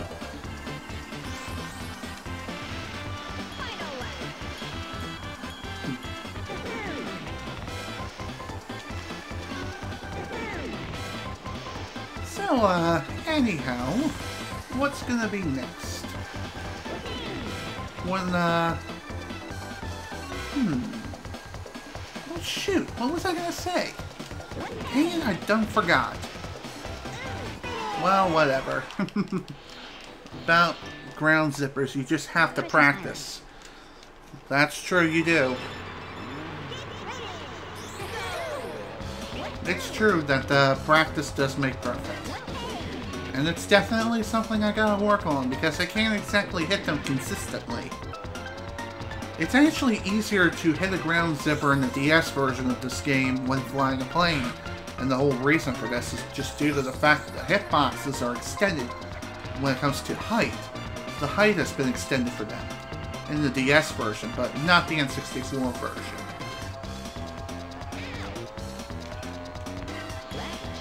I'm pretty sure I know why they did this, and this is because of the hitboxes being so small. They just wanted to change things up and make things just a little bit easier.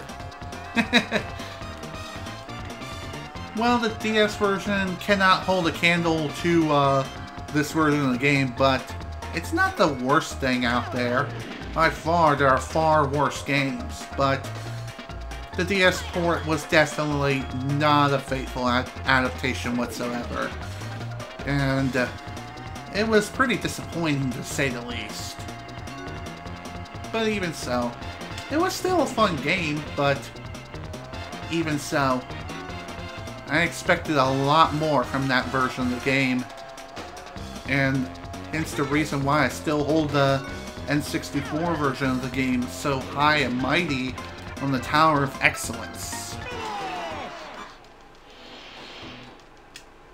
Treasure kill.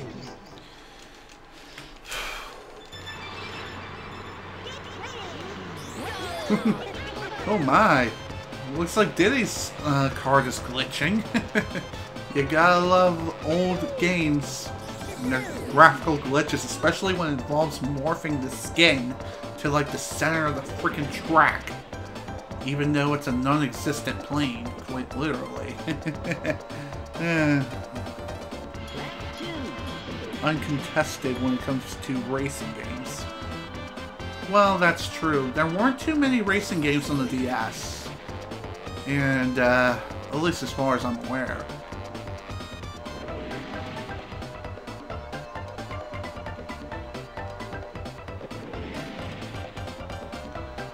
What kind of stuff can happen?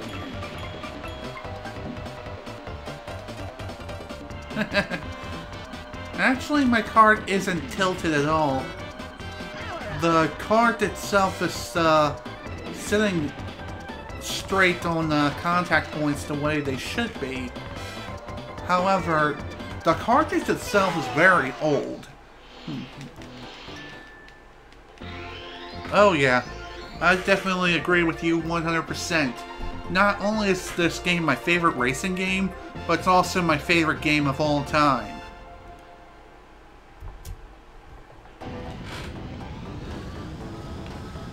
Okay. Onward to the next Taj race and the very last one too.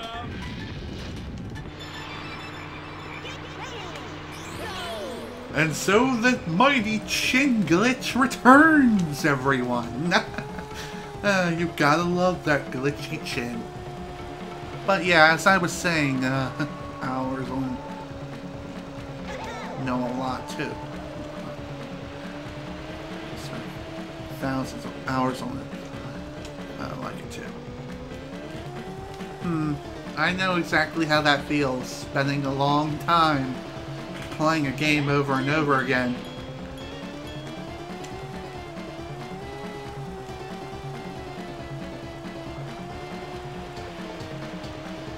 So as I was saying before, my cartridge is very old, and I think I've had this cartridge ever since the game first released back in 1997.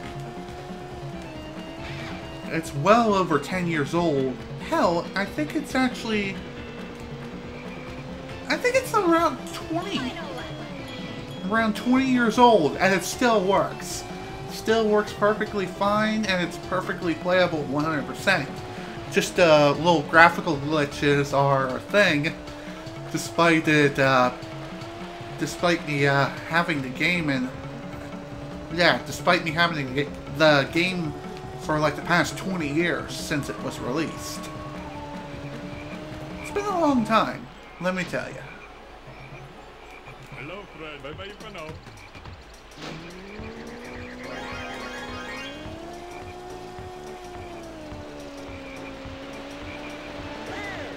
Man, I can never see through that waterfall. I don't know why. That's always been my problem. Okay, time to head off to Windmill Plains. I forgot to restart the race again. I keep forgetting to do that. I don't know why I do. Probably because I'm just so used to seeing the intro over and over again, but hey, whatever. It's not like the intros last an eternity or anything. It's only with some courses, and this is just due to lag and frame drops. Also, yeah, accidental barrel roll. Yes, it is. Windmill Plains is definitely a very tough track, especially for Adventure 2's Silver Coin Challenge. Holy guacamole, are those coins placed in the most cheap of all locations in the entire game. I mean, seriously, they are the hardest in all of Adventure 2 in my opinion.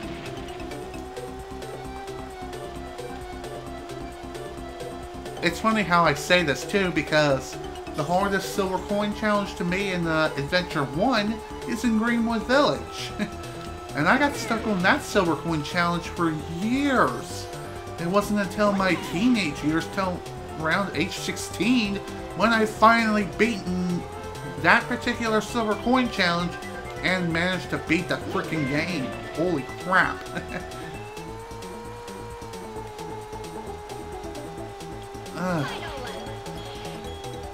Trust me, silver coin challenges like that are not fun, but they're things that we just simply go through because we just simply love the games that freaking much.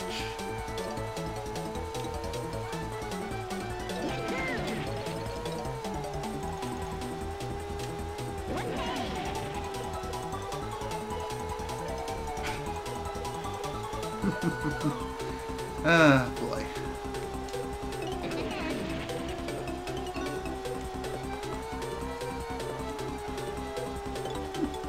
Toad is the fastest character, everybody knows that. Maybe he just wants to challenge not using the fastest character.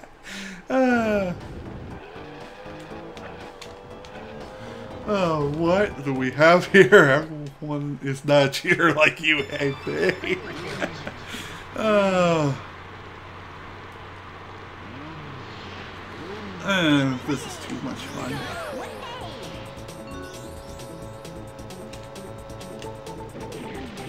Okay, time for Greenwood Village. The track itself isn't too bad. Sure, it has some sharp turns and has a couple of branching paths, and one, really it only has one or two. Yeah, it has two branching paths. Both of the branching paths are more or less inefficient ways of getting through the track. It's better just to follow the main track and stick with it. However, during the silver coin challenge, you do have to go down those particular paths.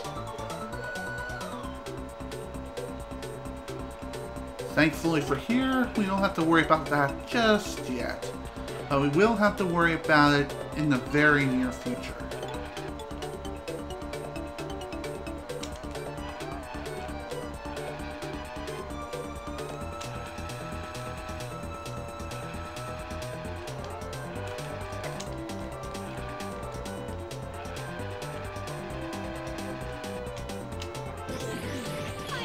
Hey, here we go. Final freaking lap. Final lap. Time to finish this track.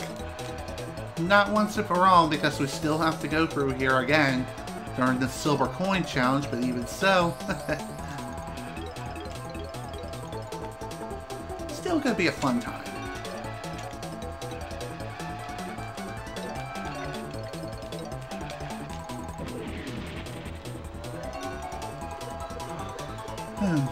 I would guess that Hebei is from a pretty cool country, though. Aye. Yes. Maybe. Maybe he is, maybe he isn't, but then again, I'm assuming genders here. For all I know. Sweden, huh? Very interesting. It's nice to see someone from Sweden here.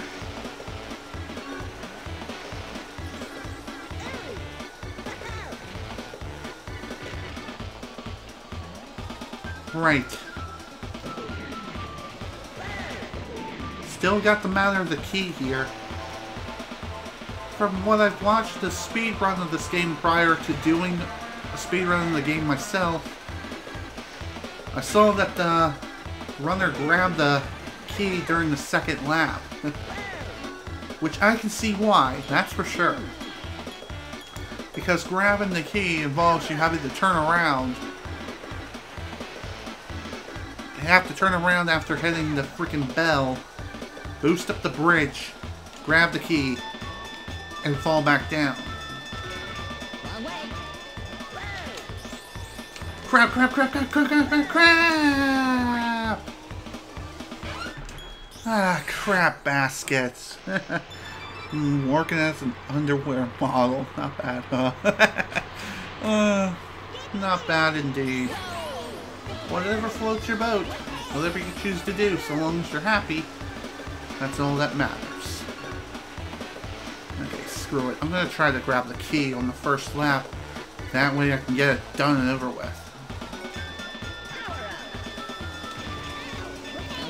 Okay. Anyone else see that? Wow. You gotta love the fact that computer players just love to cheat. I also really hate the indentation of this freaking bridge. I really do. Oh, really? Again with this?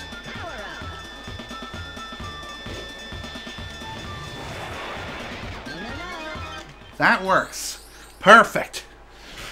Finally. Holy crap, that was painful. Absolutely painful. It's always been a struggle of mine to grab that key in the most efficient way possible. But hey, we can't all be perfect. I mean, I did almost do it on my first attempt, except I just flew right past it and ended up falling off. Man, that was horrible. Well, thankfully, this is the very last key that we have to worry about. And we don't have to worry about keys ever again. Now that we've managed to grab all four.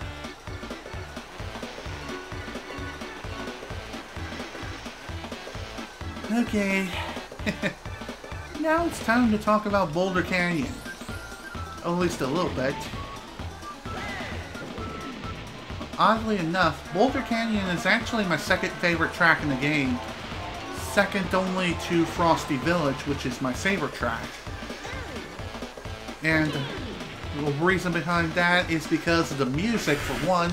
And two, I really genuinely enjoy racing through this track, despite the fact that the ground glitches before my very eyes. And the water just simply glitches as if it's just one piece of layer on top of another piece of layer. I'm not exactly sure. Wow.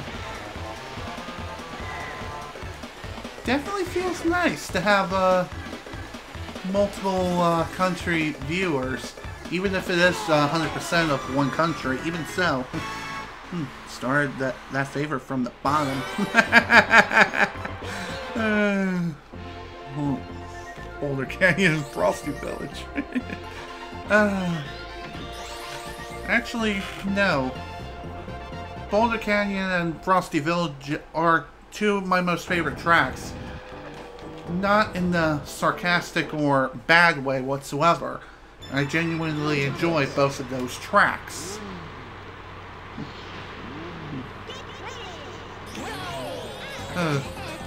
Treasure Cave. Treasure Cave Lakers. Oh boy.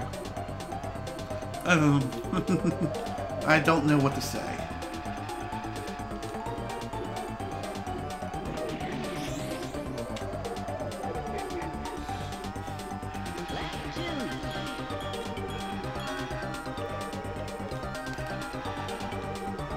Now it's time for Haunted Woods. Haunted Woods. I also really enjoy this track too. Not exactly in my top 5, but it's still a fun track to race through. Heck, all the tracks are fun to race through. Each offer their own fair share of challenges, and each of them have their own unique style and shape. And they also match with their particular world's themes. Such as this being like a spooky forest village right next to a creepy forest. Streamer has no words for that crappy crap. What? Jungle Falls is the best track. Well, for speedrunning purposes, yes. And that's probably just due to the fact that the track is so short. I like Jungle Falls as well. Excellent. Now I challenge you to a race. Has anyone ever misheard Smokey say erase instead of race?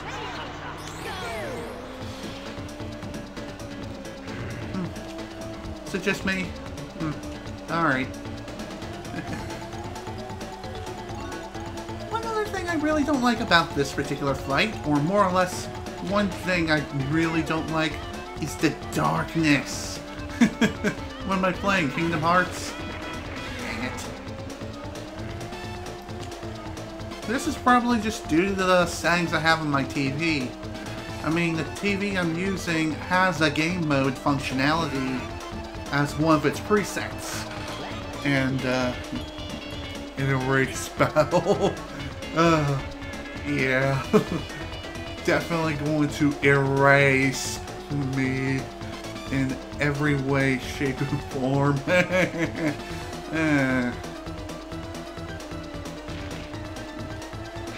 Oh crap, pillar. Damn you, pillars. Screw those freaking pillars, man. Screw every obstacle ever.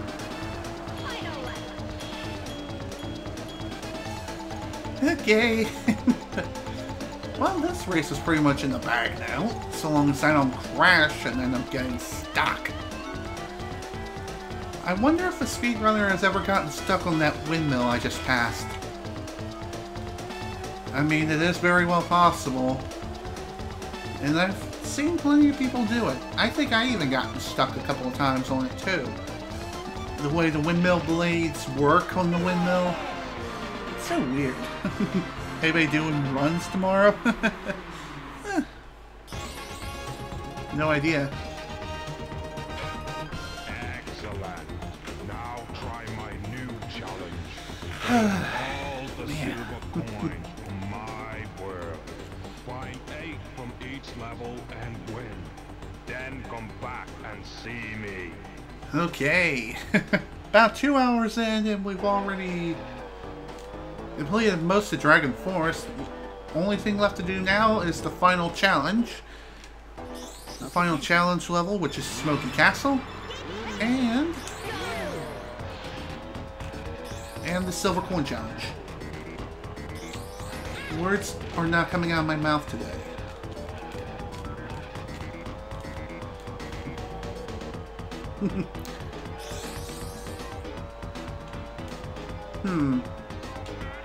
I heard that there's a pattern that the speedrunners typically use in the Smoky Castle to complete this level relatively quickly. And that is to alternate between 2 different banana spawns within your starting location. I have to admit, this is a very viable strategy, though it can be considered kind of boring. But this is coming from the guy who's actually doing such strategy. Maybe not in the most efficient of manner, but it's still something.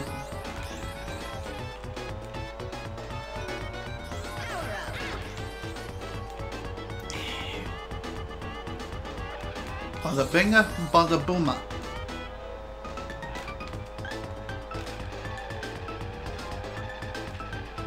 Oh, for Pete's sake! Grab the dang banana when I tell you to. Well, this isn't good. Okay, that wasn't so bad. Still lost a lot of time to that, though. Alright. That's that. That's the last challenge, and we completed that within 2 hours. Well, we're in the 2-hour mark now, just about. But anyhow, TT Amulet is complete. So that is sweet. Here's a little fun fact I feel like sharing for you all. Before I knew about Future Funland's existence, I've always wondered where this mystical TT door was. Was this in some sort of unknown world? Well, I was kind of right. It was an unknown world, and that world turned out to be Future Funland. But even so, it was still fun to speculate where this mystical place was. I always wondered what was behind the door, until I've obviously completed the game for the very first time during my teenage years so many years ago.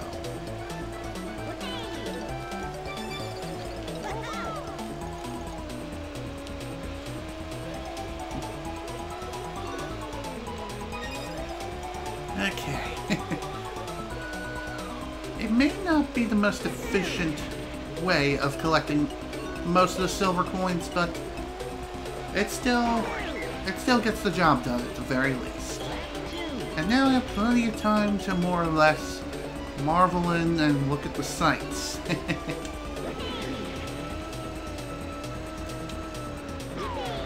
Take that, stupid frickin' croc.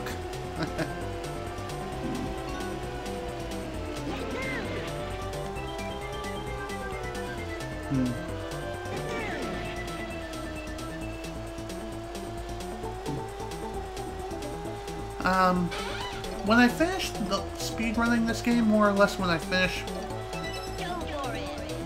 this game, I'm not entirely sure what I'm gonna do, but I'm definitely not gonna be...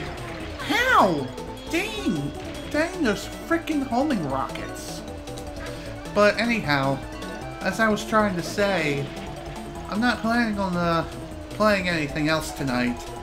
This is just gonna be the only thing I do this evening, because by the time I get done, it's gonna be pretty late.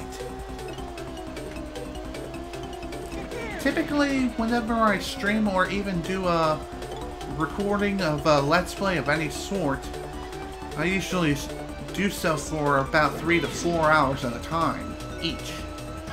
Then, depending on what happens or what I did, whether it be streaming or recording a project, next couple of weeks,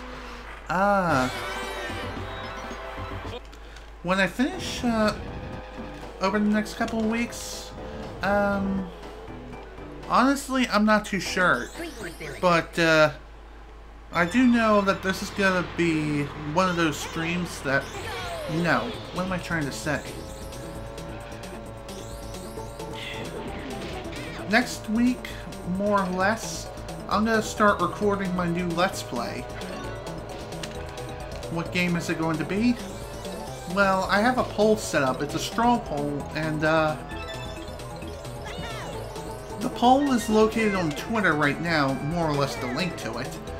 I would link you to the poll itself at this very moment in time, but I can't exactly do that and play the game at the same time, unless I have 2 heads and 2 sets of hands. If you can catch my drift. Okay. I'm surprised that even protected me like that.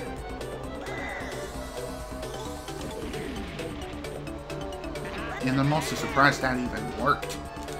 Usually that shortcut is quite detrimental. Oh dear, crap. Crap baskets, come on, turn around. Ow, ow. Well, dang it. Greenwood Village. Oh, how I love this course, and by love I mean absolutely loathe.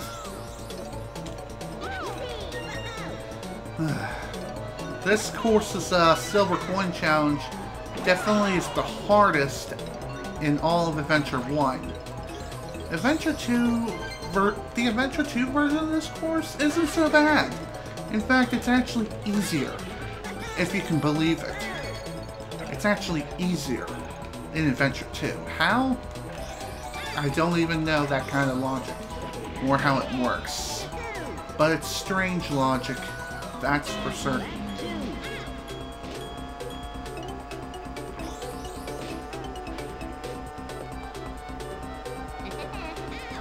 There should have been a coin over there. Then again, maybe I grabbed it earlier. I can't remember. That's not good. Oh, there's one. Whoops. Well, whatever. I needed to get back in this race anyhow. Okay. At least now I know where the last coin is. Again.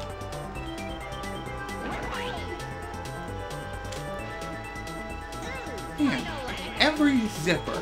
How did I miss every freaking zipper on this entire freaking lap? Well, on the previous lap, rather. Oh, dang it. Well, whatever.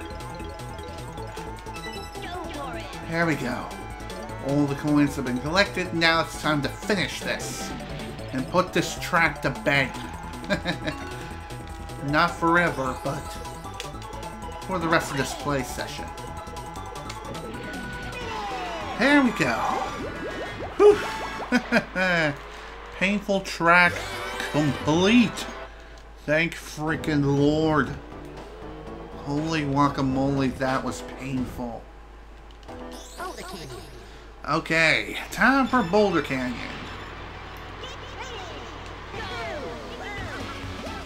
Once again, in Adventure 2, the Silver Coin Challenge here is really cheap. Though not as cheap as some of the other tracks here within Dragon Forest, that's for sure. Cheapest track for coin placement for sure definitely goes to Windmill Plains in Adventure 2. That's for sure.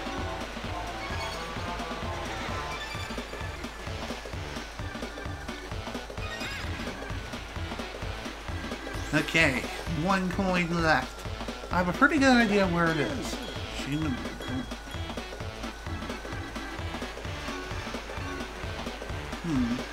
Don't want to grind it out immediately after run.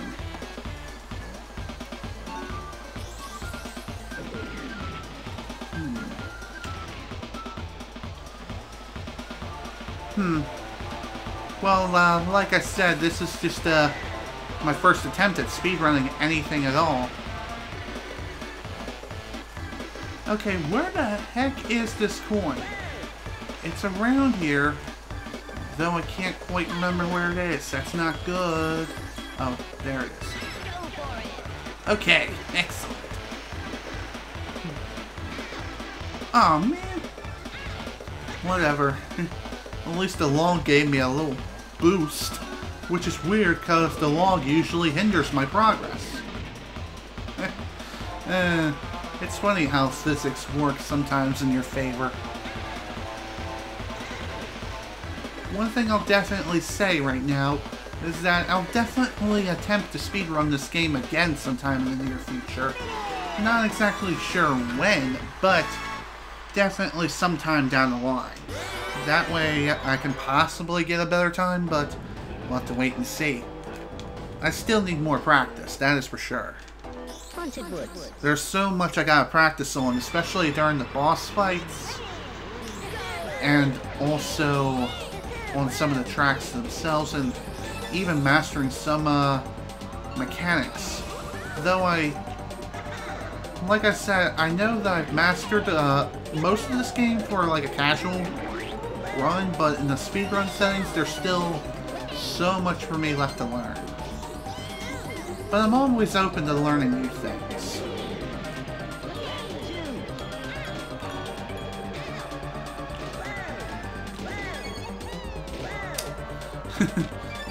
Just gotta do a couple of donuts.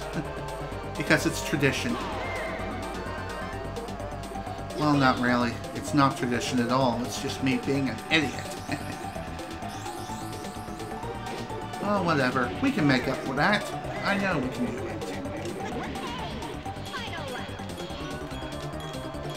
Not if I fall in the water, though. Holy crap, get out of there. Oh, there we go.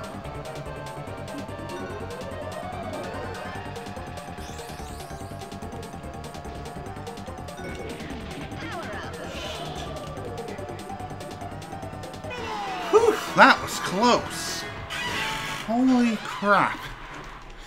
That was insane. I just had a feeling that I was going to end up having to redo that entire freaking track again. If I had to do that, I don't know what I would have done. Well, then again, I would have just redone it anyway. Just saying, though. Again, way too close. Too close for comfort.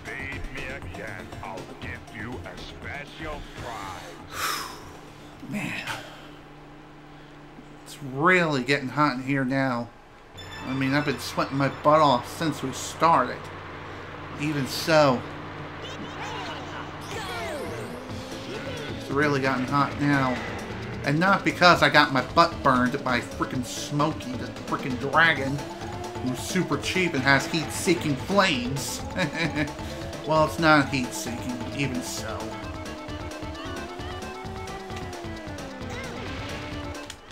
Okay, that's a restart.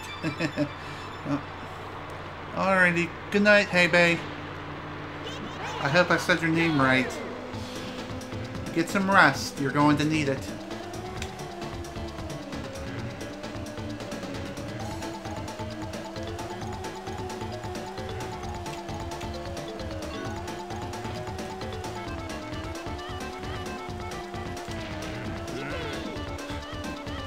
Whoa! Crap baskets. Too close. Okay.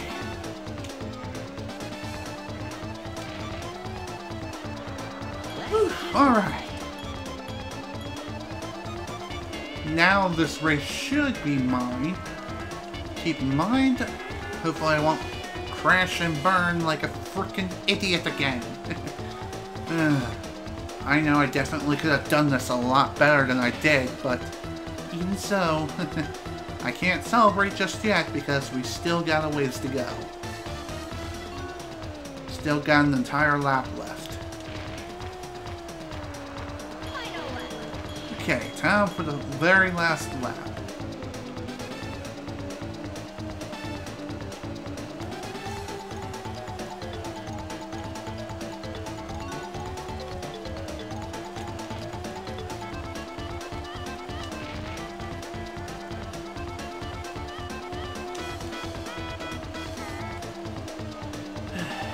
A little bit further. And that's that. Nice. 2 shots, 2 tries. Ugh. Still puked in my mouth. Why do I keep having that feeling? I honestly don't have a clue. Goodbye. But anyhow. At least we've completed the freaking Whizpig or Magical Amulet. Technically, I think it's called the Magical Amulet, but I call it the Whizpig Amulet because it has Whizpig's ugly mug on it.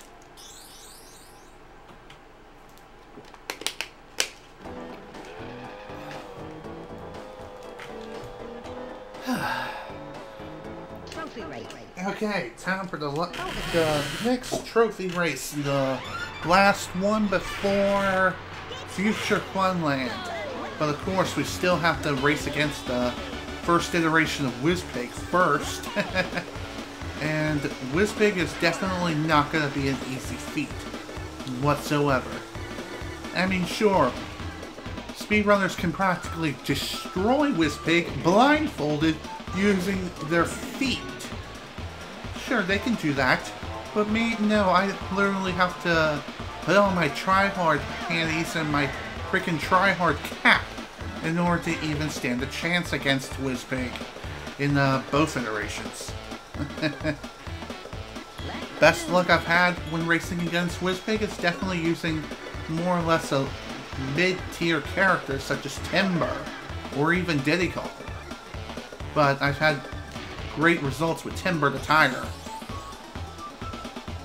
I think TT will work out just fine. I mean, I did it before, and I sure as heck can do it again. Gosh dang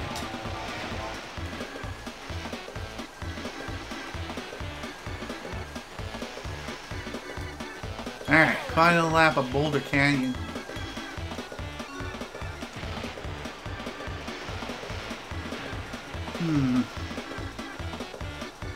Now, what should I talk about now?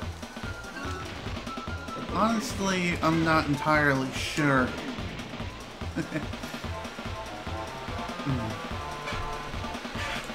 All I can do now is more or less concentrate and try to finish this trophy race as fast and as efficiently as I can. Like I said, it's not going to be perfect, but it's going to be something, to say the least. It's definitely going to be a fun one. Just like every single trophy race is typically a really fun trophy race. Whether they're shaking up the competition and more or less... shoot. What am I trying to say? Close competition is nice, but what's also nice, blowing out the competition as well. With like perfect scores up the freaking butthole. Even so...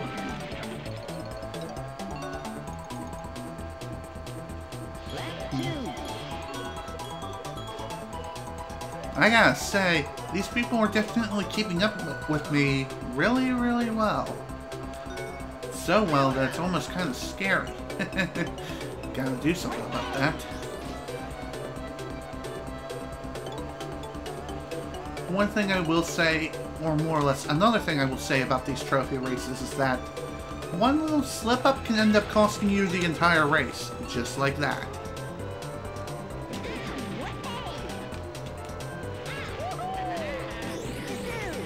Screw you guys. Screw you. Take that. Oh, how I love that.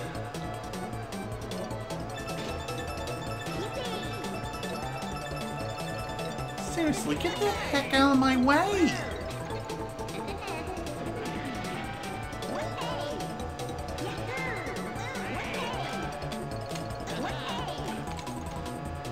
Oh my god, you can't be serious. Wow! Holy crap, I actually lost. Well, whatever. As long as I win overall, that's all that really matters here. Even if I do lose a race or two. As long as I receive the first place trophy, that's all that matters in the end. Here's one little unique experience that only happened to me, but I don't know if this has happened to anyone else, but one time when I was doing these trophy races as a kid, I ended up getting like second place overall in one of the trophy races. And I think this was during the Snowflake Mountains trophy race. But anyhow, after I grabbed the trophy, I left the world and continued on my merry way until I drove up towards the beach where the sign that shows all the trophies that you've gotten up to that point. Anyhow, when I pulled up to where the sign was supposed to be, it was gone. The sign just simply disappeared. And even after I gotten even after I gotten the first place trophy back on Snowflake Mountain, after attempting it like a second time, the sign never reappeared again. It's really weird. And it occurred a really long time ago, and it has never occurred again since. And the whole reason why it didn't occur ever again was because I never even tried to do something like that again.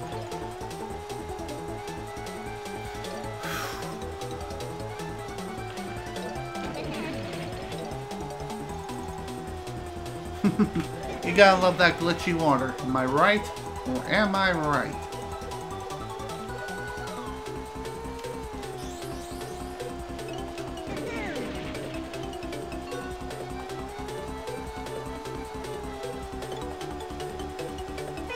Okay, that's another race down. Onward to the next one.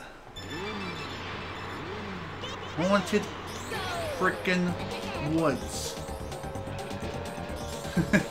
I wonder if we'll have a PGA tour here in like 20... I don't bloody know. Wouldn't that be something? I wonder, has anyone ever thought about recreating any of the Diddy Kong Racing tracks in real life? Heck, I wonder if they even tried to recreate a Mario Kart track in real life. Then again, that's probably a lawsuit waiting to happen if they ever dare to try to do something like that in real life. Unless it's like in some sort of officially endorsed theme park. Like how Nintendo is having like their own section of Universal Studio or something like that. Then again, they may be getting their own theme park altogether. I don't quite remember. I could have swore I've heard something like that. Like they're getting into the whole theme park business. Something like that. Or getting into some sort of partnership when it comes to theme parks. It's something I've heard quite a while ago, and I don't know if it's come into fruition yet or not.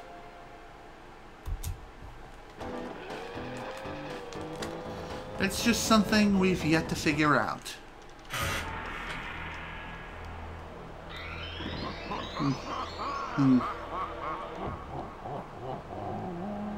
Alright. Thank you for coming, Giz, and I'm definitely glad that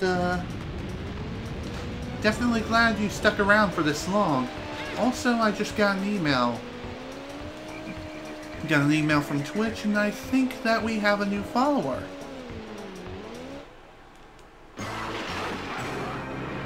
Don't we?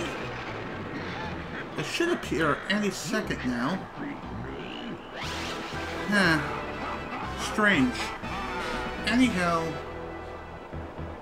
yeah, we did get a new follower. Giz is now following us. And also, thank you for the follow. Thank you for the follow, Giz. I really appreciate it. I don't know why, Streamlabs isn't working right now. It's just acting really strange. Oh, so now it decides to work. Well, anyhow. As I was saying, thank you for the follow. Hope you enjoy your stay here on this Twitch channel.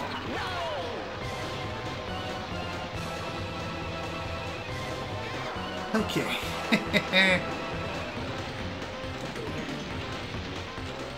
Let's see if we can do this nice and efficiently as a second attempt.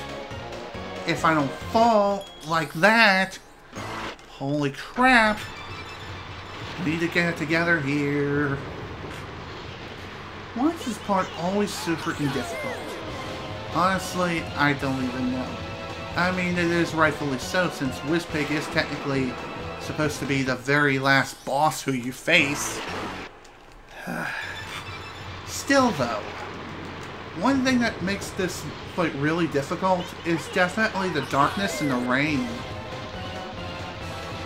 But mostly the darkness. But hey, at least Wizpig kinda plays fair. At least he starts with you, as opposed to taking a head start.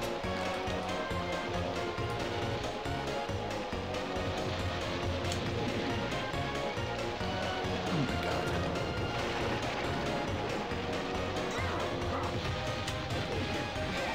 Oh my god, again with the freaking trees and the physics! Ah. Man, this sucks. Seriously, screw these physics sometimes. Never mind physics. Bugger. Bugger me over and call me Sally.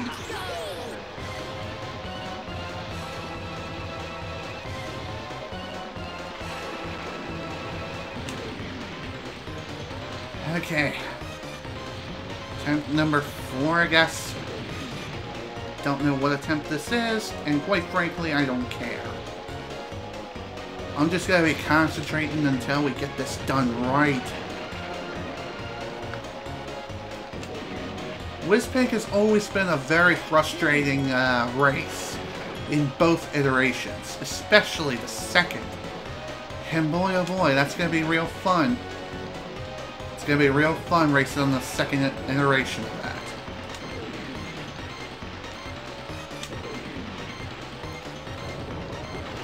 Oh boy, not good.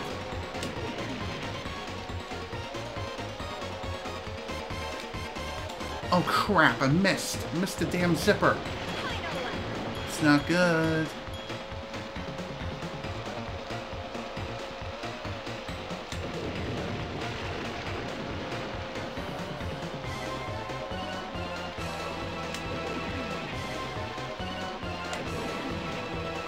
Okay, I'll take it.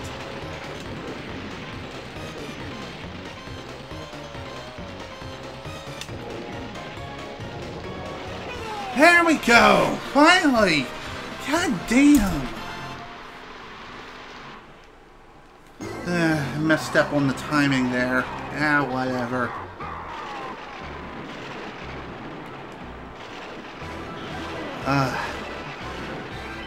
Definitely should have started the timer just a tiny bit sooner, but hey. Whatever. Can't always control these things, I suppose.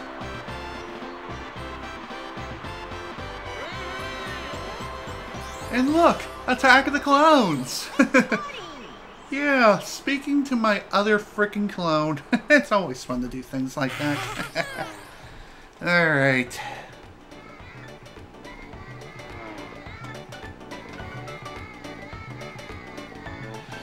Next up is Future Funland. After I fan myself a little bit. Oh, man. Well, despite the few little hiccups at the start, it's still been fun. And, shoot, what was I trying to say? I don't really remember what I was saying. Well, despite the couple little technical hiccups or even hiccups of my own, this has been a very smooth stream. And the speedrun itself, it could be better. Much better, but even so. I'm still happy with my first results. But I can't really say anything just yet because we still have an entire world left to go through. Which is Future Funland. Future Funland. It's gonna be real fun, let me tell you. Definitely something I'm not exactly looking forward to. Also, that glitch. That was hilarious. See you later, worms. Okay. Now at this point, it's time to reset. Ow, my freaking leg. Well, there we go. That part is done. Took care of the first Whizpig race. Now it's time to charge straight through to Whizpig and more or less pursue him. Again, puking in my mouth. Disgusting.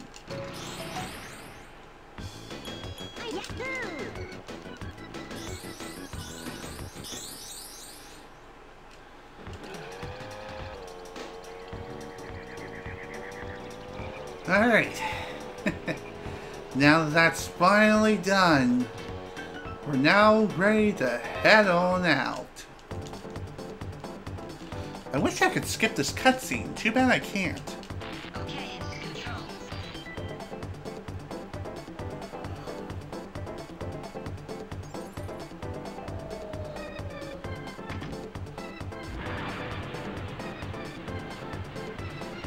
Alright, here we go.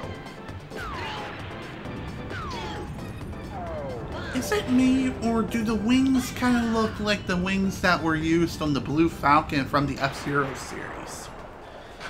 Maybe they are. They're just there as an Easter egg. I'm not too sure, but your guess is as good as mine. Anyhow, welcome to Future Funland, everyone. The final world in the entire freaking game. And the last one we have to do in this speedrun. Let's do this.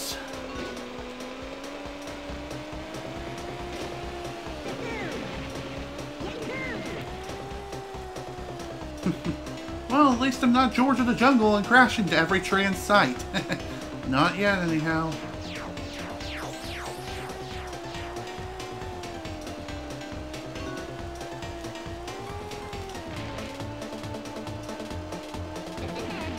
Now, when it comes to Future Funland, it definitely holds the record for being one of the most difficult worlds in the entire game, as far as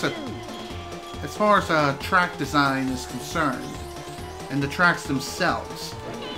The tracks themselves are definitely the most difficult yet, with the most twists and turns, and also the most shortcuts and obstacles that can end up screwing you over very easily and very quickly.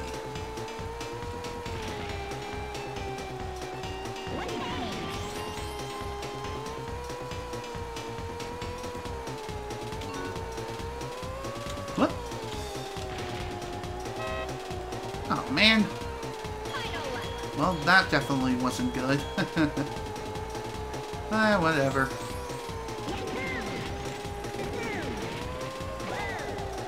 Ah, man.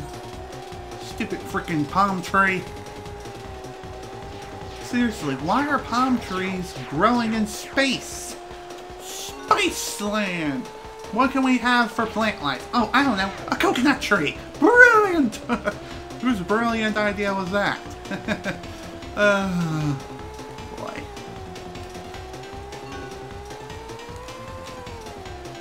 Strange things are happening here in the world of video games. I mean, they've been happening for years, but even so, I'm just saying, they've been happening for so long now. Okay, next stop, Dark Moon Caverns. The only other track in the game that has a loop-de-loop. In fact, it actually has 2 of them. I've always found it funny how there are only 3 tracks in the entirety of Diddy Kong Racing that have loop-de-loops. And one of them has 2 of them, and the other one only has 1. It's sad, but that's the way it is. Sad, lonely loop.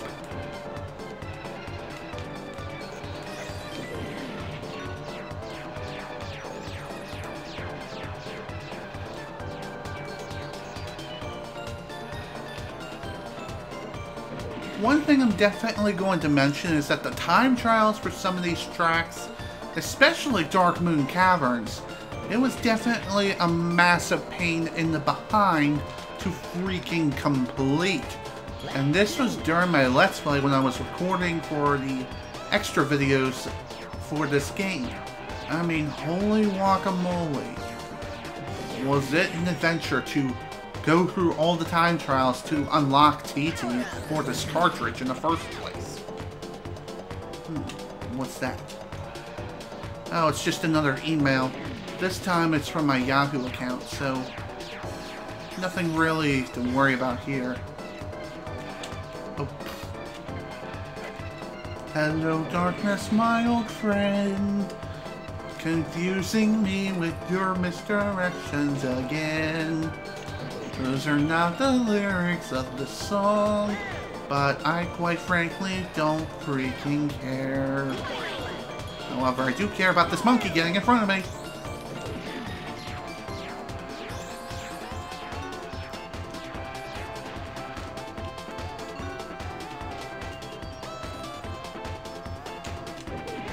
Okay, no more games. Not like I was playing games to begin with.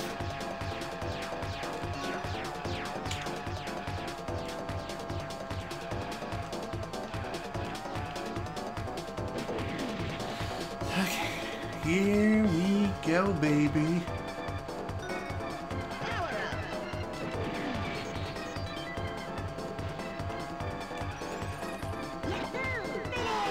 And there we go.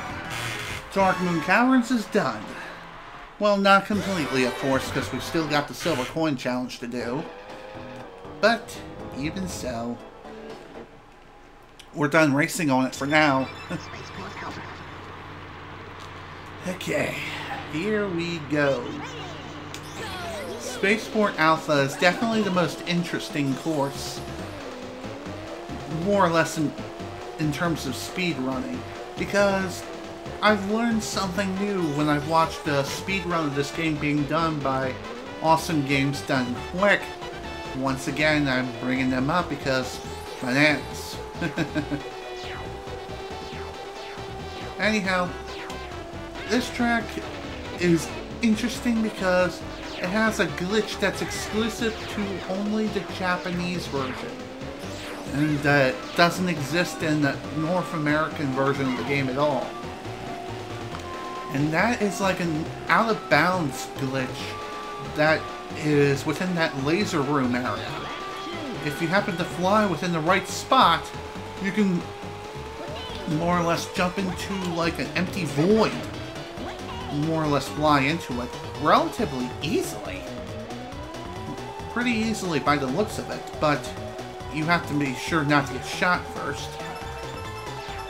And that glitch is actually right up there, but that glitch has been more or less ironed out when the English version of the game was released.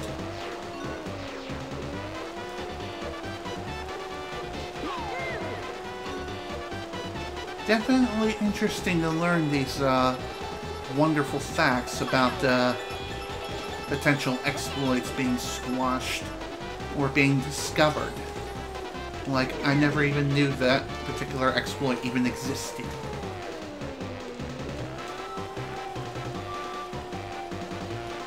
Okay. Definitely cannot screw up here. Again.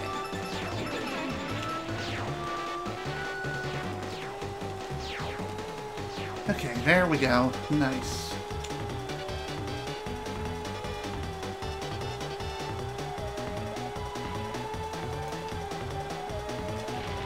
And there we go. That's done. Whew. Alright. That's another one down.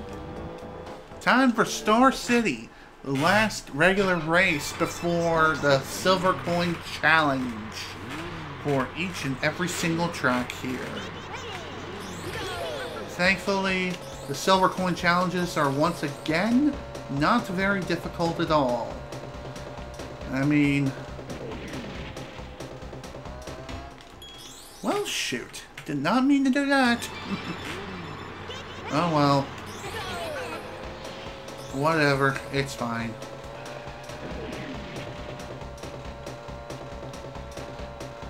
Just gotta remember, I can't really take this turn very quickly. Not like professional speedrunners can. That's for sure.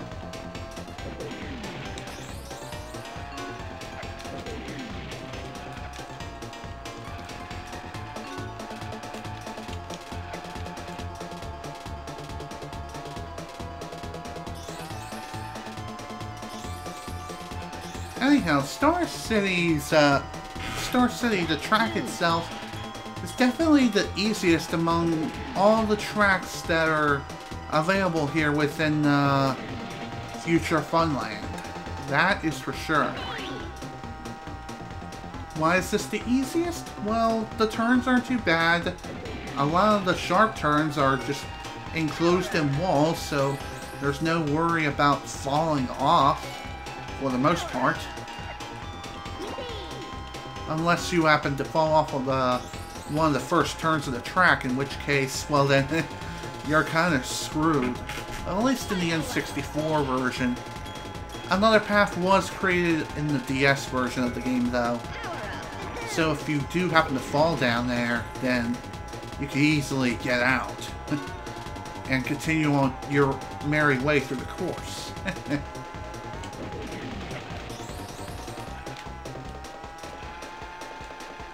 Not sure why no additional paths were created for that particular point, but whatever. I'm not a game developer, so I don't know the answers. Alright. Here we go. Done with the regular races for now, until the trophy race that is. Now it is time for everyone's favorite challenge. The Silver Coin Challenge, everyone. Silver coins ahoy!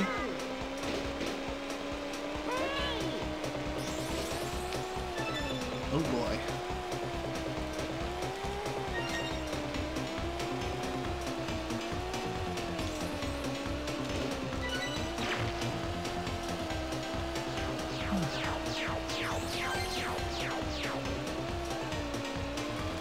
Okay. What to talk about now? I guess I'll go ahead and start talking about the difficulty when it comes to this particular course's silver coins. The silver coins for this course aren't too bad in Adventure 1. Adventure 2? Oh boy. Once again, they're an entirely different animal and are incredibly cheaply placed. One of the hardest silver coin challenges to complete in the entire game within Adventure 2. One of the hardest. Granted, it's not the hardest, but even so. I figured I'd throw it out there anyway. Like, for example, the difficulty when it comes to 2 of the silver coins is that instead of those 2 coins that I grabbed towards where the spaceship comes in and starts shooting at you, they're actually placed like on the 2 corners of the entrance of that particular room.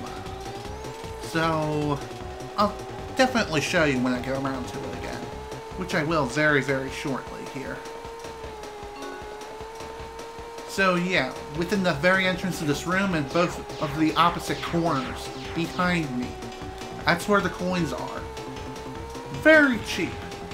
I mean, you have to pretty much do like a complete other U-turn and somehow manage to get back on course. Not exactly easy to do, especially when you're trying to maintain a steady lead after grabbing all the silver coins. But hey, I've done it before and I can most certainly do it again, but this isn't the time or the place for that now. Right now, we have to do Adventure 1 silver coins. Ugh, shoot to my mouth again. Adventure 1 silver coin challenges and their locations are the locations I'm the most familiar with. Adventure 2's locations, not so much. I'm not so familiar with their locations, but hey, I figured I'd throw it out there just for a little fun fact for you. Just know that Adventure 2's silver coin locations are, for the most part, really cheaply placed. Surprised I even grabbed that.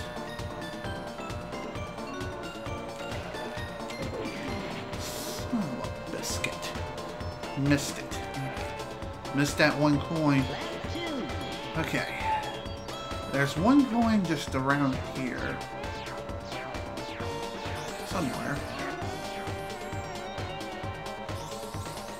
Wasn't there? Yeah, there it is. Okay. That leaves 1 coin unaccounted for.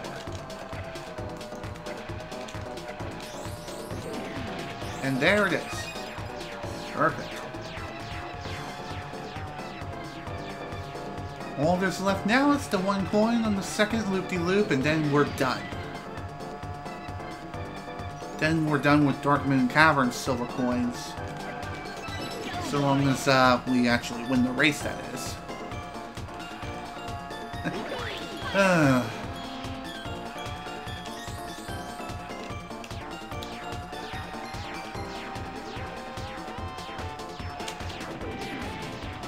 Whew, man, sure is hot.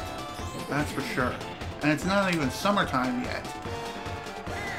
Oh, dang it. Not good, not good.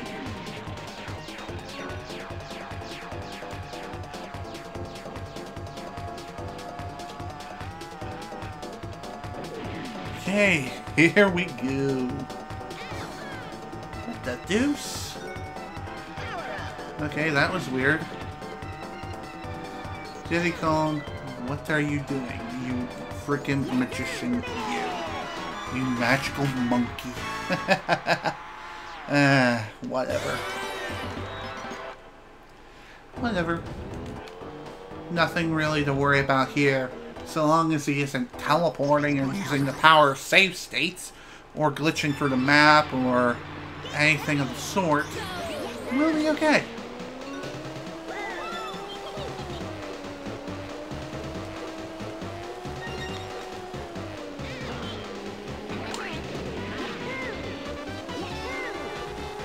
One thing I'll definitely mention is that the Spaceport Alpha silver coins definitely are very challenging.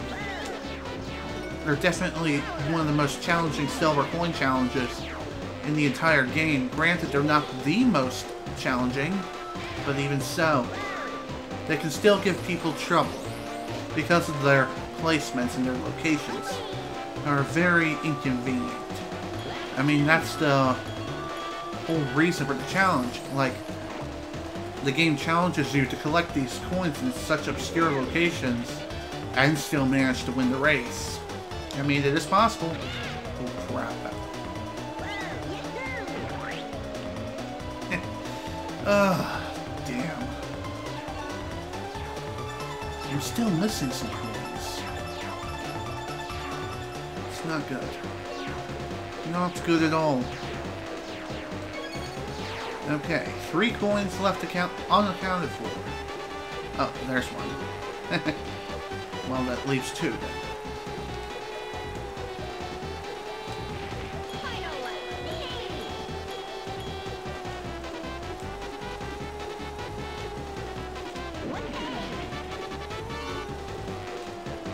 Okay, here's one. Now, where is the other? Probably in this laser gauntlet somewhere. There it was. Of course. It had to be right freaking there. Of all places. Well, whatever. It's not the worst I've seen. Oh no. By far. That's like one of the more lenient coins. But it's not so lenient that it's in the middle of the course. Not at all.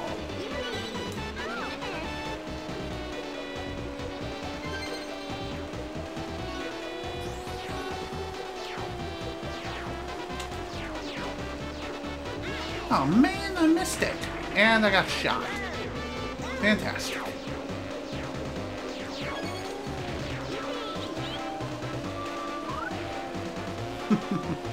Looks like Timber wants to play this time, huh?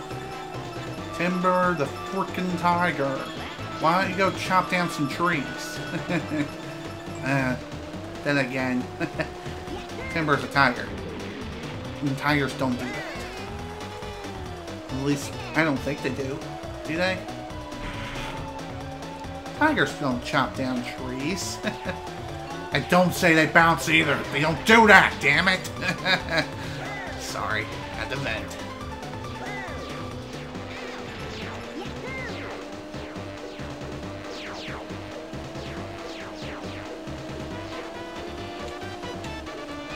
Okay, 1 coin left.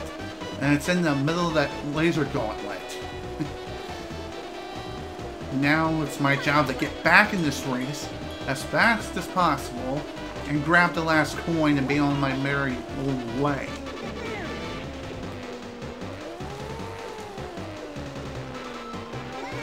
There we go.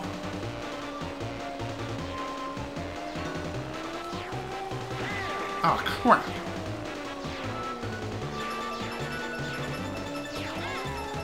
Of course I would miss it. Of freaking course I would. Why does that always happen to me? All because I can't see around TT's gigantic freaking character model. Man.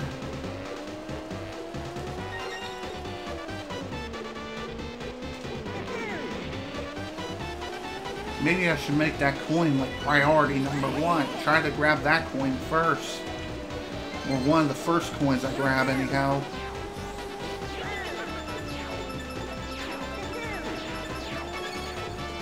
There we go. Finally I grabbed it. Now I just got a couple of other coins to worry about. And also gotta get back in this freaking race one way or another. Okay. We can do this. I know we can.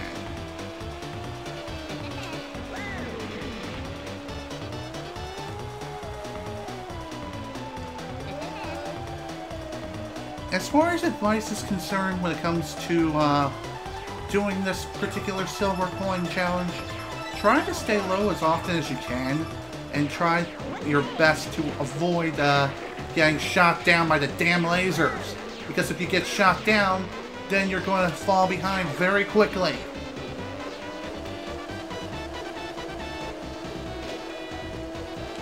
Oh, screw you, Diddy.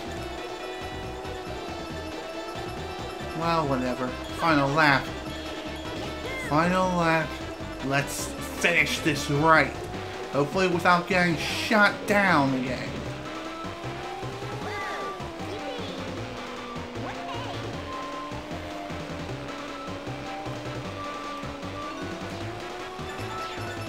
One thing I'll definitely say is that you're going to need, I repeat, need an invincibility balloon to get through that laser gauntlet without getting shot in the booty.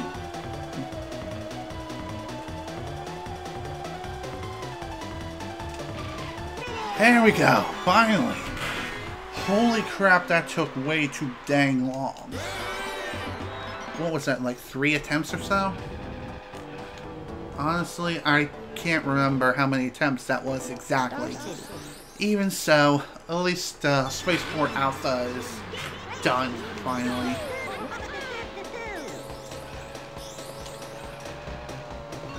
So, what can I say now? Shit. Oh, that was close.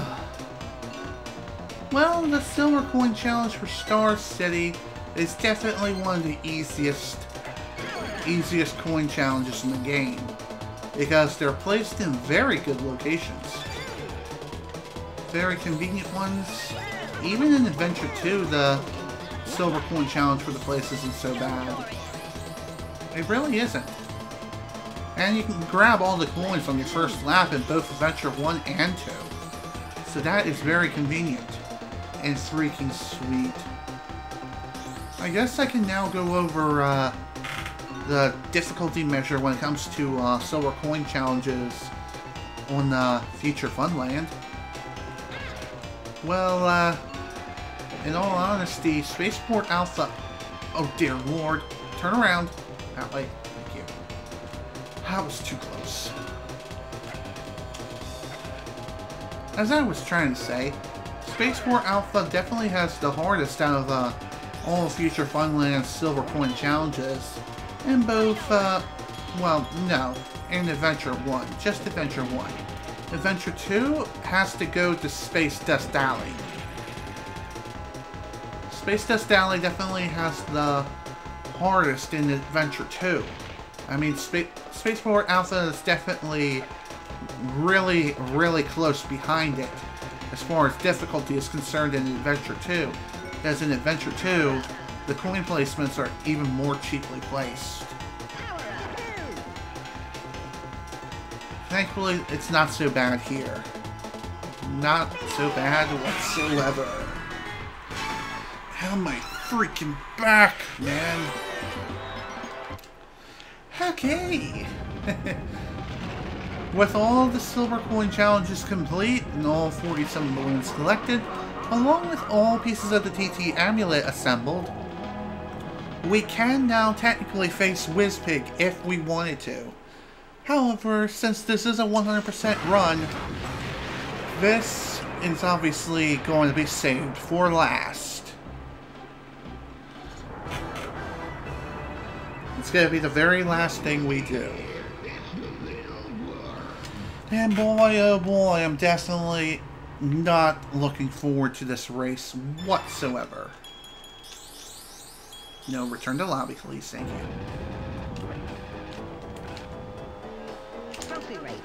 Alright, here we go. Here we go, folks. The last trophy race in the entire game. The very last trophy race. And it's the one in Future Funland. And I think, wait, why did I say that? I know this is the very last race, so why the heck am I so unsure of myself? I have no clue. Perhaps because I'm just really, really tired now. It's like I want to stop, but I know I can't stop. I gotta keep going. Gotta finish the game. This is something I have to do. This is something I'm committed to, and this is something I'm going to finish. Within one sitting, no matter how long it takes. Even if I go over 3 hours, I don't care. At one point, I would like to at least get like a sub 2.5 hours when it comes to speedrunning this game, but it's going to take a lot more practice than that to be able to do that. That is for sure.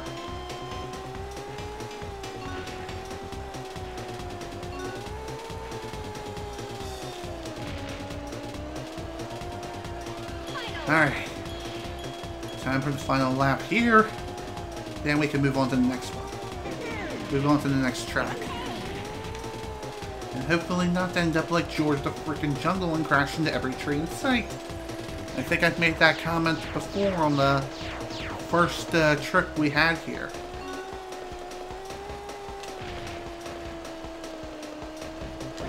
I think one thing I will say here is that what's super odd is that there haven't been too many graphical glitches throughout this entire run.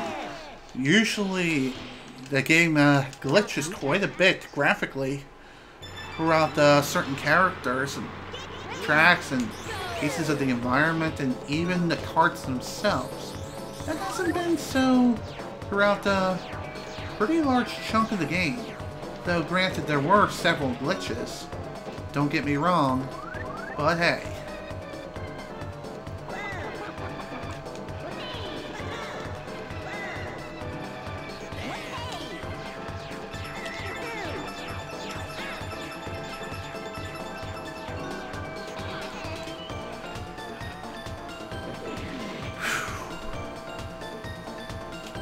Man, this has been one heck of a ride, let me tell you. Speedrunning is definitely not something that's considered easy. I never even considered speedrunning to be easy to begin with. I mean, I kind of knew going in it was going to be a difficult challenge, and it still is. This run pretty much proves that I got a lot of practicing to do. There's so much to learn, and so much to master in such a short time frame. Like, I gotta figure out how I can get the best times on all the tracks with as little errors as possible. Figuring out all the best paths, best shortcuts, etc., etc. Also, memorizing all the silver coin locations definitely helps too. It helps speed things along. However, you don't often get to practice the silver coin challenge. And the reason is because they're only around for once. Like, once you complete them, then, oh shoot, damn it. Turn around! You freaking cock.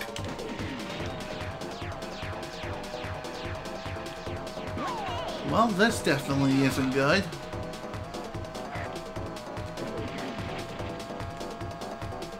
Not good at all. Get out of my way!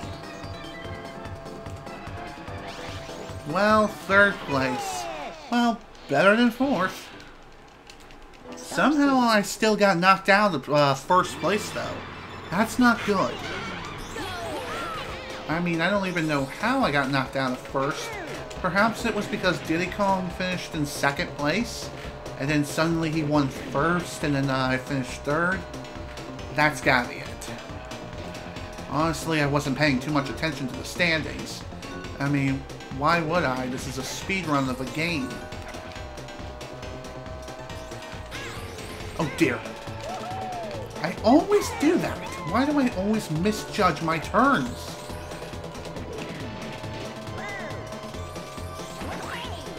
Get out of here. Please.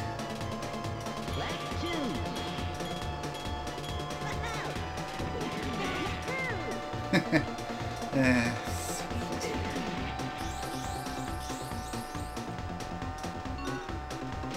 Alright. Back in the saddle again. This time we're going to win. I swear that we're going to win this cup without an issue. And if we don't win, I don't know what I'll say. It will suck that I would have to redo the entire thing all over again. Not the entire game, mind you, but I'm just saying.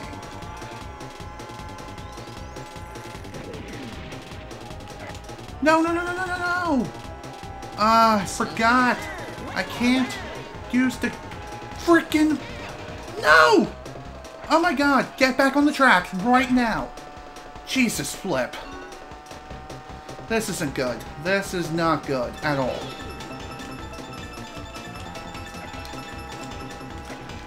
Shoot. I wonder if it'll even be possible to win this cup now.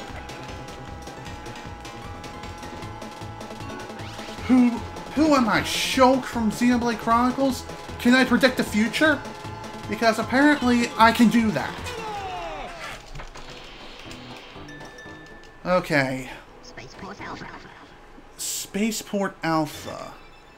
Ah, shoot. What do I do? You know what? Screw it. I'm going to restart. I'm going to restart the entire cup. Because I don't think there's any way I can come back, even if I win the race. Because Diddy Kong won 2 of the races. I got slam jammed into oblivion on Star City by falling off the track and screwing myself over. And this has not been a good world. Jesus flip. I can't believe that. I have to start all over again. So not fair. And that adds even more time. It adds at least another 10 minutes to the run. Which is not good. Oh, sweet Jesus. Can't see. Can't steer.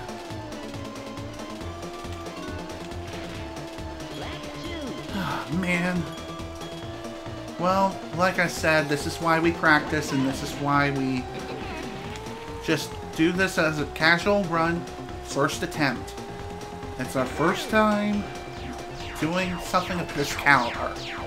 We'll definitely get better times next time we attempt to speedrun the game again.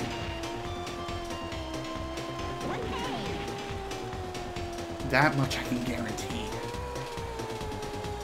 Once I just, once I speedrun, get some practice in, then everything will be just fine. Every little thing is gonna be alright.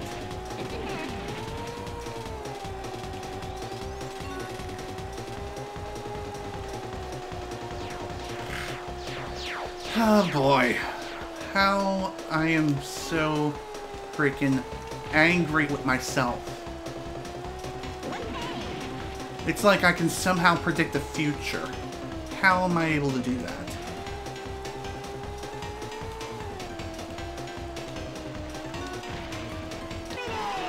Okay, first race down, onward to the next one.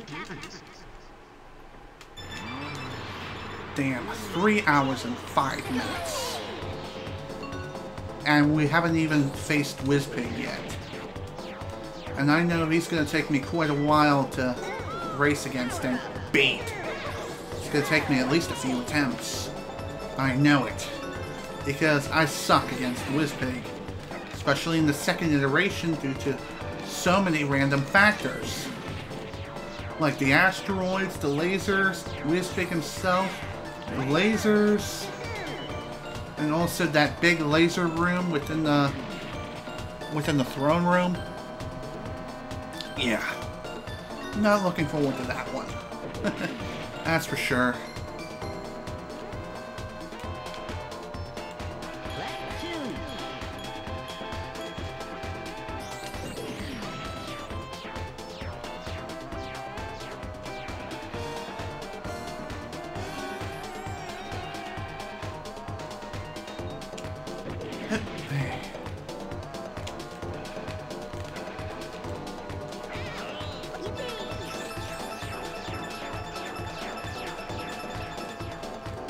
The only thing that really didn't screw me over, the only thing that, the real thing that screwed me over was definitely hitting the walls and falling off the track.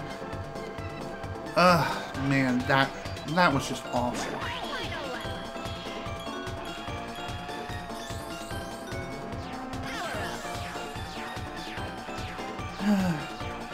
Mistakes happen.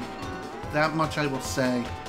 Mistakes do tend to happen, and they often happen quite often.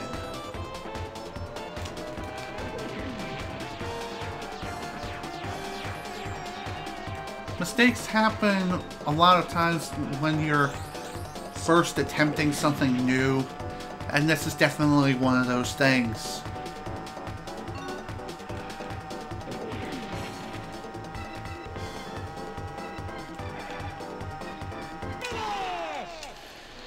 Okay. Now it's time for Star City. Time to redeem myself after that atrocity that was this course. Holy crap, that was absolutely abysmal.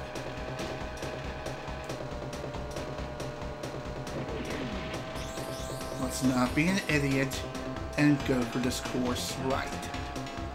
Like proper people.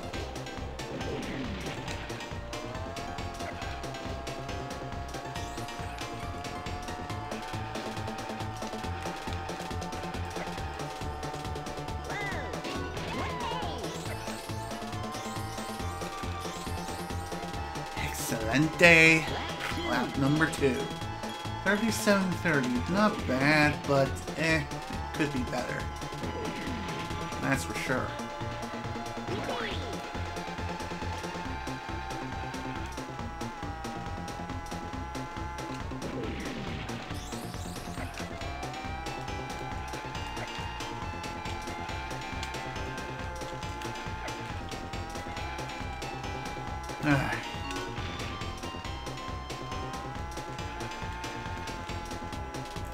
Time for the last lap. Let's not screw up like freaking idiots this time. Oh dear. Too close.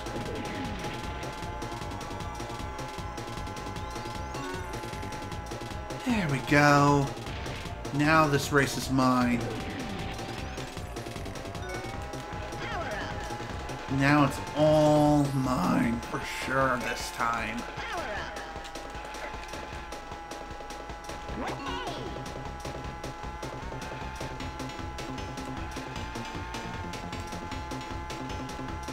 There we go. Now I should have no problems with Spaceport Alpha. Keyword is shouldn't. If I somehow end up getting like close to last place here, I should be okay, but then again, the game likes to prove me wrong in so many ways. Like what happened this past evening in the entire run.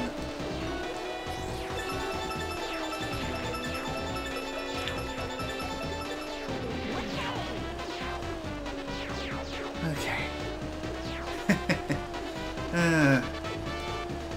Honestly, I was kind of expecting to at least be shot down once within that laser round.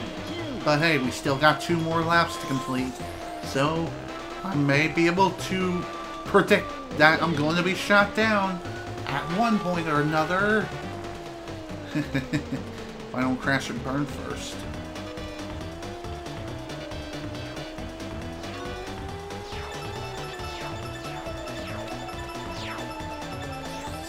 Merciful Moses. I knew it. I knew I was going to get shot down at one point. It's like you can't even see those freaking lasers coming a lot of times. Especially if a character model is as large as TT's. I mean, seriously. Just look at him. He takes up at least 1/8 of the screen. Though he's not the biggest character ever. But he still takes up quite a bit of the screen nonetheless.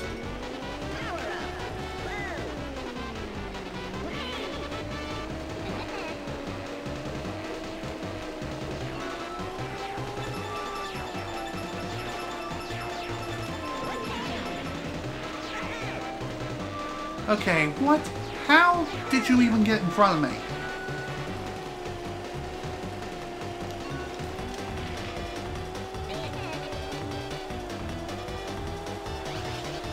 Well, whatever. Second place, I'll take it. I'll gladly take that to the freaking bank and consider that a win. After that atrocity, that was the first attempt of this. At least it's finally done. Now that that is finally complete, time to begin the very last race in the entire freaking game. It's WizPig Round 2.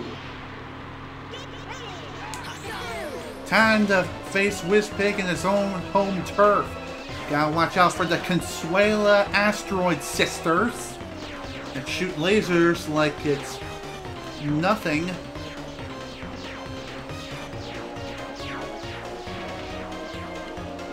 Okay.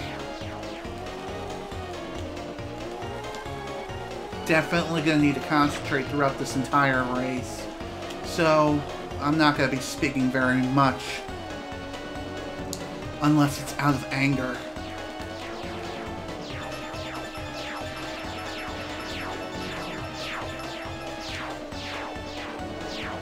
Here's another... Okay. That was weird. Weird glitch. The asteroids. Here's another little fun fact for you. There's an out-of-bounds exploit that you can easily use, however, getting to it, and I just glitched through the ship.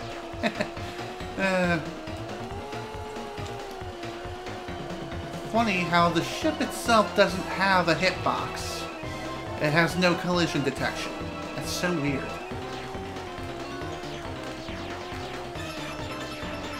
I wonder if that was ever addressed in like the DS version, although I can't quite remember for sure. As I remember this race becoming exponentially easier in the DS version because of the removal of the lasers.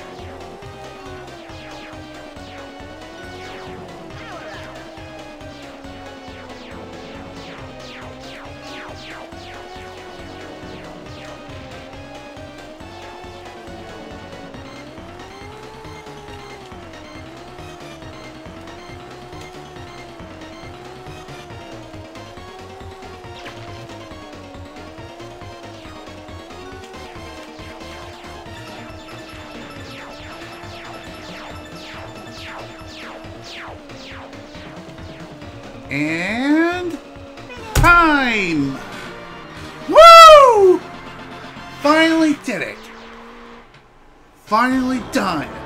And our first attempt's results is 3 hours, 13 minutes, and 43 seconds.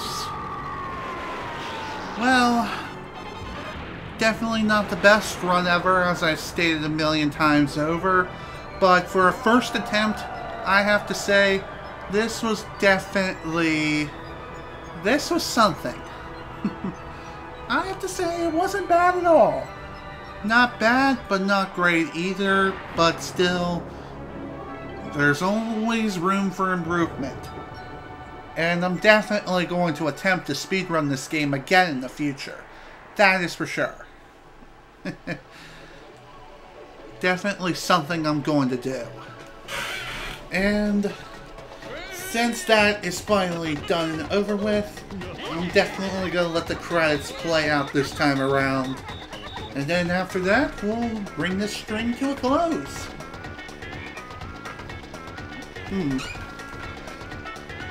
3 hours, 21 minutes. That's how long this live stream has technically been going on for. However, we finished this game within 3 hours and 13 minutes and 43 seconds. It's been a lot of fun streaming. Not... blah, blah, blah, blah. What am I saying? It was a lot of fun speedrunning this game. In both the good way and the bad way, too. This was definitely a lot of fun to do, and I'm definitely gonna do something like this again in the future. Maybe it'll be this game again, or it'll be a different game. I'm not exactly sure, but the next live stream I'm going to do, I'm not entirely sure what it's going to be, or when it's going to happen either. Because next week, or more or less this week coming up, I'm going to be recording videos for my new Let's Play that's coming up. Now I feel like I got an eyelash stuck in my dang right eye. That is the worst. The absolute worst, and now my eyes are watering like crazy.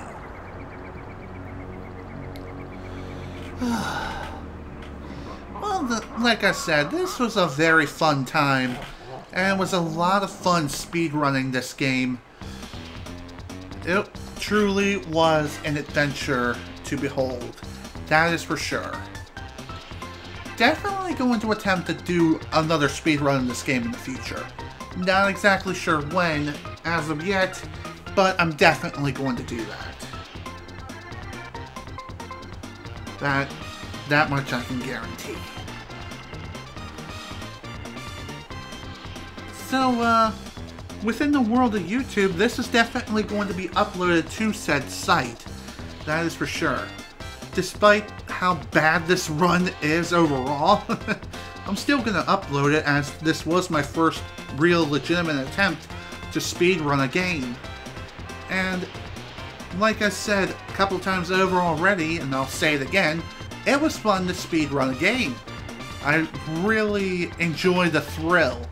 It was very thrilling, also frustrating in some points, but still, there's always room for improvement. Despite me being like a practical guru of this game, there's always so much less. There's always stuff for me to learn. There are a lot of new things for me to learn, or more or less there are still so many things left to do, so many things left to learn, that it practically makes my head spin and twists my tongue in so many ways that it might as well become a twister. But anyhow, this was something, let me tell you. It was a lot of fun to play through this game, speedrun it, and overall I had a really great time. And I would definitely consider speedrunning again. As for when I'll be speedrunning again, as I said, I don't know when that's going to happen. Right now, I'm going to see what my straw poll is going to turn out as far as what Let's Play I'm going to do next. However, I have a very good idea of what is going to happen, what game I'm going to end up doing next. And it's definitely going to be fun. Definitely going to be a game I'm very familiar with, and maybe not as familiar as with Diddy Kong Racing, but still familiar enough to casually just simply play through the game.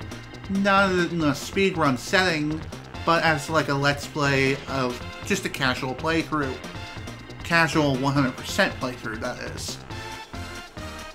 I'm just saying, though. Also, these times are set by the developers and the staff over at Rareware.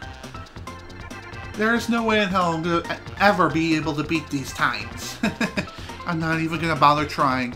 Although, I bet you professional speedrunners and even speedrunners over at the Awesome Games Done Quick community have beaten these speedruns, have beaten these times in their sleep. And practically done it with their feet. I can't say that for sure, but it's fun to imagine, am I right? But anyhow, that's that. That's the game. That's Adventure 1. And this was my first attempt at speedrunning Diddy Kong Racing. Hope you all enjoyed this speedrun, despite me not necessarily breaking any records here. And hell, this was not exactly the most optimized run out there. Even so, I hope you enjoyed this speedrun nonetheless. The thrills, the spills, and everything in between. Thank you all so much for watching. Hope you all enjoyed, and I will see you all next time for whatever it is I choose to do. Bye!